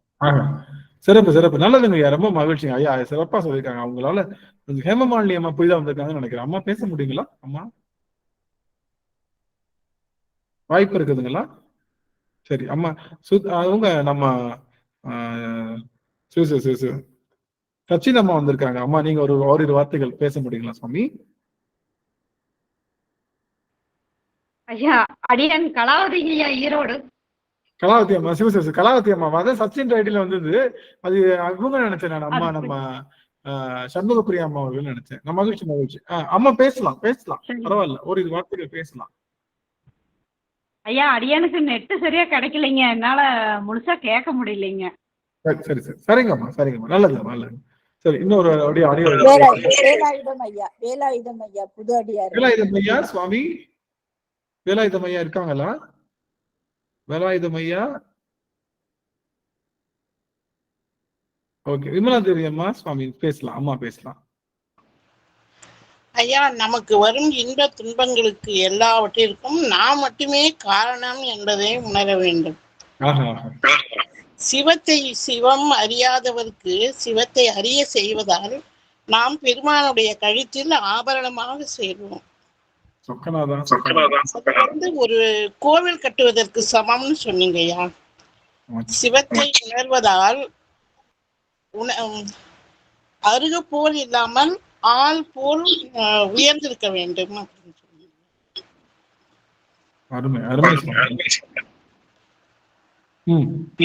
அப்புறம் ஒரு 12 வருஷத்துக்கு ஒரு முறை புதிய செல்கள் வளரும்ன்ற ஒரு புதிய கருத்தை சொன்னீங்க ஐயா. வேலாயுதம் ஐயா, நன்றிங்கம்மா. வேலாயுதம் ஐயா சுவாமி ஐயா அன்மியூட் பண்ணிக்கலாம் ஐயா அவர்கள். பேசுங்க. திருவடி வணக்கம். சிவத்தை நம் கண் முன்னே கொண்டு வந்து இந்த நிகழ்வை மிக சிறப்பாக நடத்தி அடியார் உள்ளங்களை கவர்ந்தமைக்கு, திருவருளுக்கு ஆட்படுத்தியமைக்கு திருவடி வணக்கம். மகிழ்ச்சி மகிழ்ச்சி. அருமைங்க சுவாமி, அருமைங்க சுவாமி. மகிழ்ச்சிங்க ஐயா, மகிழ்ச்சிங்க ஐயா. அம்மா ரேவதி செல்வகுமார் அம்மா அவர்களுக்கு வாய்ப்பு. நன்றிங்க ஐயா. நன்றிங்க ஐயா. நன்றிங்க ஐயா. ரேவதி செல்வகுமார் அம்மா சுவாமி அம்மா கரம். திருவடி வணக்கங்க ஐயா. அம்மா திருவடி வணக்கங்க ஐயா. ஐயா உங்களோட சொற்பொழிவு ரொம்ப ஆன்மீகத்துல மனமுருகி இறைவனை நம்ம நாடுற மாதிரி இருக்குங்க ஐயா. ரொம்ப ரொம்ப நன்றிங்க. திருவடி வணக்கம். திருவடி வணக்கம். திருவடி வணக்கம் சுவாமி. நீங்க நிறைய ரேவதி அம்மா இருக்காங்க சுவாமி. தாங்க எங்க இருந்து வரீங்கன்னு தெரிஞ்சுக்கலாமாங்கம்மா? ஐயா நான் இங்க மடத்துக்குள்ள ஐயா. நல்லதுங்கம்மா, நல்லதுங்கம்மா. ரொம்ப மகிழ்ச்சிங்க சுவாமி. அடியேன் ஆமா சரஸ்வதி குருசாமி அம்மா, நீங்களும் ஒரு வார்த்தை பேசலாமா? சரஸ்வதி குருசாமி அம்மா. அம்மா திருவடி வணக்கம் ஐயா. சிவாய நம. முதிர்ந்த அறிவு சிவானுபவம். அடுத்து இறைவன் நல்வினை தீவினை எல்லாம் வராது, நம்ம கொண்டு போகிறது நம்மளோட சிவானுபவம் மட்டும்தான் அப்படிங்கிறது நிறைய தடவை சொல்லியிருக்கீங்க. அனுபவம், அனுபவாதீதம் சொல்லி திருப்பி திருப்பி அதையே சொல்லிட்டு தான் இருக்கிறீங்க. அதுதான் நம்ம இது பண்ணிக்கணும். அடுத்து அந்த சிவத்தை கொண்டு போய் நம்ம சேர்க்கறதுல ஆலமரமாக இருக்கணும். அது பண்ணிக்கிட்டே தான் இருக்கிறோம் நாங்கள். ஏற்கனவே அந்த பணிகள் எல்லாமே நீங்கள் சொல்கிறதெல்லாம் பண்ணிகிட்டு இருக்கோம். இன்னும் சிறப்பாக பண்ணணுங்கிற ஒரு ஊக்குவிப்பு கொடுத்தீங்க. கண்டிப்பாக அந்த ஆள் போல் தழைத்து அருகு போல் இது பண்ணுறதுக்கு கண்டிப்பாக சிவத்தில் காரியங்களை பண்ணிகிட்டு இருக்கோம். அது மாதிரி இந்த 12 வருஷத்துக்கு ஒரு முறையாக செல்லு புதுசாக வரும் அப்படிங்கிற அந்த ஒரு புதிய கருத்து உங்கள்கிட்ட இருந்து எடுத்துக்கிட்டோம். அதை கொஞ்சம் தெரிஞ்சுக்கிட்டோம். சிவாயன்மையா. நன்றிங்கம்மா, நன்றிங்கம்மா, நன்றிங்கம்மா. அமைச்சர் ராகவன் சாமி. சாமி சிவாயனம். திருவடி வணக்கம் சாமி. அனைத்து அடியார்கள் திருவடிகளையும் அடியின் மனமொழிமைகளினாலே வழிபாடு செய்து மகிழ்கின்றேன். மூவர் தேவாரங்கள்ல ஒவ்வொரு பாடல்களுக்கும் கடைசியா வரக்கூடிய பாடல்ல அந்த பாடலினுடைய பயனை சொல்லுவாங்க. அதாவது இது வினை நீக்கம், இது பிறப்பு அறுக்கக்கூடியது அப்படின்னு சொல்லிட்டு. அந்த மாதிரி இந்த 3வது பாடல் மட்டும் படிச்சோம் அப்படின்னா அது நம்மளுடைய வினை நீக்கம் என்பது தெரிய வருகின்றது. ஏன்னா நம்மளுடைய வினை யாவர்க்கும் காரணமானது நாம் தான் என்கின்ற அந்த உணர்வு நமக்கு வரணும். 2வது முக்கியமான விஷயம் இறைவனுடைய திருக்குறிப்பு. இந்த பாம்பு நடனம் ஆடும் போது என்ன செய்யும் அப்படின்னா ஹிப்னோடைஸ் செய்யும். என்னன்னா தனக்கு எதிராக இருக்கக்கூடியவர்களை அப்படியே மயக்கி தன்னுடைய ஆளுமைக்கு உள்ளார அதை கொண்டுட்டு வந்துடும். அதுதான் இந்த பாம்பு படம் எடுத்து ஆடக்கூடிய ஒரு முக்கியமான விஷயம். இப்போ சப்தவிடங்க ஸ்தலங்களையும் தியாகராஜ பெருமான் வெவ்வேறு விதமாக நடனம் ஆடிக்கிட்டு இருக்கிறத இன்னைக்கு நம்ம பாக்குறோம். இறைவன் என்ன பண்றான்னா யோகி, மகா யோகி, யோகம் பண்றான். நம்மெல்லாம் யோகம் பண்றோம் அப்படின்னா நமக்கு ஒரு காரணம், இறைவனை போய் அடையணும் அப்படின்னு சொல்லிட்டு. ஆனா இறைவன் எதற்காக யோகம் பண்ணணும்? அவன் யாரை போய் அடைய போறான்? அவனே பெரிய யோகி, அவன் யாரை போய் அடைய போறான் அப்படின்னு சொல்லி கேட்கிறப்போ, தாங்கிட்டேந்து பிரிஞ்சு போய் கஷ்டப்படுற இந்த ஆன்மாக்கள், அவனுடைய பிள்ளைகளா இருக்கக்கூடிய நாம் எல்லாம் திருப்பி அவன் கிட்டேந்து சேரணும் அப்படின்னு சொல்லிட்டு அவன் தவம் இருக்கிறானா. அந்த காரணத்துக்காக தான் பெருமான் நடராஜராகவும் தியாகராஜாகவும் ஆடுறான். அந்த தியாகராஜரனுடைய ஆட்டம் வந்து பாம்பு ஆடுற மாதிரியே இருக்கும். அது எதனாலன்னா, அதனாலதான் அவன் புயங்க பெருமான். பாம்பை தன் மேலேயும் வைத்துக் கொண்டு ஆடுகின்றான், பாம்பாக தானும் ஆடுகின்றான். என்ன காரணத்துக்காகனா, அந்த நடனத்தை பார்க்கக்கூடிய இந்த ஆன்மாக்கள் எல்லாம் தன்னையுடைய அந்த வினைகள் எல்லாம் கழிந்து அந்த சிவ அனுபவத்தை உணர்ந்து தன்னுடைய திருவடியிலே சேர்த்து கொள்ள வேண்டும் என்கின்ற. அதனாலதான் புயங்கன் ஆழ்வான் பொன்னடிக்கு, அவனுடைய திருவடிக்கு நம்மளை எல்லாத்தையும் ஆண்டு கொள்கின்றான் அப்படிங்கிற ஒரு விஷயம். இன்னொரு முக்கியமான விஷயம் ஐயா சொன்னது, பெருமான் வந்து எல்லாரும் வந்து நல்ல விதவிதமாக நகைகள் போட்டுக்கிறாங்க. ஆனா பெருமான் வந்து பேயுடைய சாம்பல் எடுத்துக்கிறது, அந்த பிணத்தினுடைய சாம்பல் எடுத்துக்கிறது, ஊமத்தம்பூ வச்சுக்கிறது, இந்த மாதிரி ரொம்ப இதா இருக்கக்கூடிய விஷயங்கள் எடுத்துக்கிறாங்க அப்படின்னு சொன்னீங்க. அந்த தத்துவங்களை இந்த ஆன்மா உணரணும். எப்பொழுது அந்த தத்துவங்களை இந்த ஆன்மா உணர்கின்றதோ அப்பொழுதுதான் அந்த பெருமானுடைய பெருமை இந்த ஆன்மாவுக்கு புரியும். அதனாலதான் ஒவ்வொரு தடவையும் பெருமானை பத்தி மூவர் தேவாரங்கள்ல பேசுறப்பயும் அவனுடைய புறச்சிறப்புகளை சொல்றத அந்த ஒரு காரணத்துக்காக தான். அது மாதிரி முக்கியமா அடியார்கள் எல்லாம் இந்த முழு இதுல இருந்து எடுத்துக்கக்கூடிய ஒரே ஒரு விஷயம், செய்யக்கூடிய விஷயம் என்னென்ன அப்படின்னா, நம்மளால் முடிந்த அளவுக்கு எத்தனை பேர் வருவாங்கன்னு நமக்கு தெரியாது. ஆனா நம்மளால இறைவன் எத்தனை பேரும் கொண்டுட்டு வரணும்னு நினைக்கிறானோ அத்தனை அடியார்களை, அத்தனை ஆன்மாக்களையும் சிவத்தின் பால் நாம் கொண்டுட்டு வந்து சேர்க்கணும். அதற்கு வந்து திருவாசகம், தேவாரங்கள், எந்தெந்த சரியை கிரியை யோக ஞானம் எந்த மார்க்கத்தில் இருந்தாலும் சரி, ஒரு ராமருக்கு அணில் தண்ணி கொண்டு உதவுவது போல ஏதோ ஒரு சின்ன ஒரு உதவியாவது ஒரு பணியாவது செய்து ஒரு ஆன்மாவை வந்து சிவத்தின் பால் அன்பு செய்ய வேண்டும், அறநெறியிலே நிப்பாட்ட வேண்டும். அறநெறியிலே நிற்க வேண்டியது என்பது எவ்வளவு முக்கியம் என்பது இந்த பாடலிலிருந்து விளங்குகிறது இல்லையா. அதற்கப்புறம் 12 அந்த இது சொன்னது வந்து ரொம்ப சிறப்பானது, பெரிய யோக குறிப்பு. 12 வருடங்களுக்கு ஒரு முறை ஒவ்வொரு மனிதனும் திருப்பும் மீண்டும் ஜீவிதம் பண்றான். அந்த உடல் திருப்பி இன்னொரு அவனுடைய புது மனிதனாக அவன் பிறக்கின்றான். அந்த ஒரு விஷயமும் ரொம்ப முக்கியமான விஷயம். கடைசியா சொன்னது வந்து இந்த 60வது கல்யாணம் சொன்னப்போ அது வந்து ஆப்த பூர்த்தி அப்படின்னு சொல்லுவாங்க. அது என்ன காரணம் அப்படின்னு சொல்றாங்க அப்படின்னா, இந்த ஆன்மாவானது இந்த சஷ்டி ஆப்த பூர்த்தி வரைக்கும் நான் இந்த உலகத்திற்காக, அதாவது தனக்கும் தன் குடும்பத்திற்காக வாழ்கின்றேன். இதற்கு அப்புறம் அந்த பூர்த்தி ஆனதுக்கு அப்புறம், அந்த பக்குவம் நிறைந்து வந்ததுக்கு அப்புறம் இனிமே இந்த மனமும் இந்த உடலும் இந்த ஆன்மாவும் மற்றைய சமூகத்திற்காக இருக்கக்கூடிய அந்த இதற்காக மேன்மைக்காக அது வளர வேண்டும் என்று சொல்வதற்காக தான் அந்த திருப்பி இறைவனுடைய சந்நிதியில இருந்து அந்த இதை பண்றாங்க, கல்யாணம் பண்றாங்க. அப்போ நமக்கு இருக்கக்கூடிய அந்த காம குரோதங்கள் அந்த விஷயங்கள் எல்லாம் நம்மளை விட்டு விலகணும். எப்பொழுது அதெல்லாம் நம்மளை விட்டு விலகுதோ அப்பொழுதெல்லாம் அந்த விஷயம் வந்து நமக்கு வந்து இறைவனை நோக்கி நம்மளை கொண்டு செல்லும் என்று சொன்னதும் ரொம்ப சிறப்பான விஷயம். சுவாமி சிவா திருவள்ளுவர். நிறைவு செய்யலாம். மரகதம் அம்மா அவர்கள் ரொம்ப நாள் வந்துட்டு இருக்காங்க. அம்மா ஓரிரு வார்த்தைகள் பேச நல்லா சொல்றீங்க. மரகதம் அம்மா ஓரிரு வார்த்தைகள் அமைச்சு வாய்ப்பு இருந்தா. மரகதம் அம்மா இருக்கீங்களா? சரி, ஆக இந்த அளவிலே நாம் நிறைவு செய்வோம். ஐயா அம்மா சரஸ்வதி அம்மா, இந்த சஷ்டியத்தை பூர்த்தி பண்ணணுமா ஐயா? சஷ்டியத்தை பூர்த்தி பண்ணமான்னு கேக்குறீங்களா? அது ஒரு பெரிய டாபிக். நான் சொல்றேன் நல்லது சார், அது ஒரு பெரிய டாபிக். அது எப்படி சார் என்ன நோக்கத்துல பண்ணுன்றது இருக்கு. நல்லது, மகிழ்ச்சி. ரைட், இப்போ நிறைவுக்கு வந்துட்டோம். இன்றைய நிறைவு செய்யும் முகமாக ஆரியர் தடந்தோல் வந்து பிரேமாமா அவர்கள். சுவாமி சிவாய நமங்கய்யா. திருச்சிற்றம்பலம்.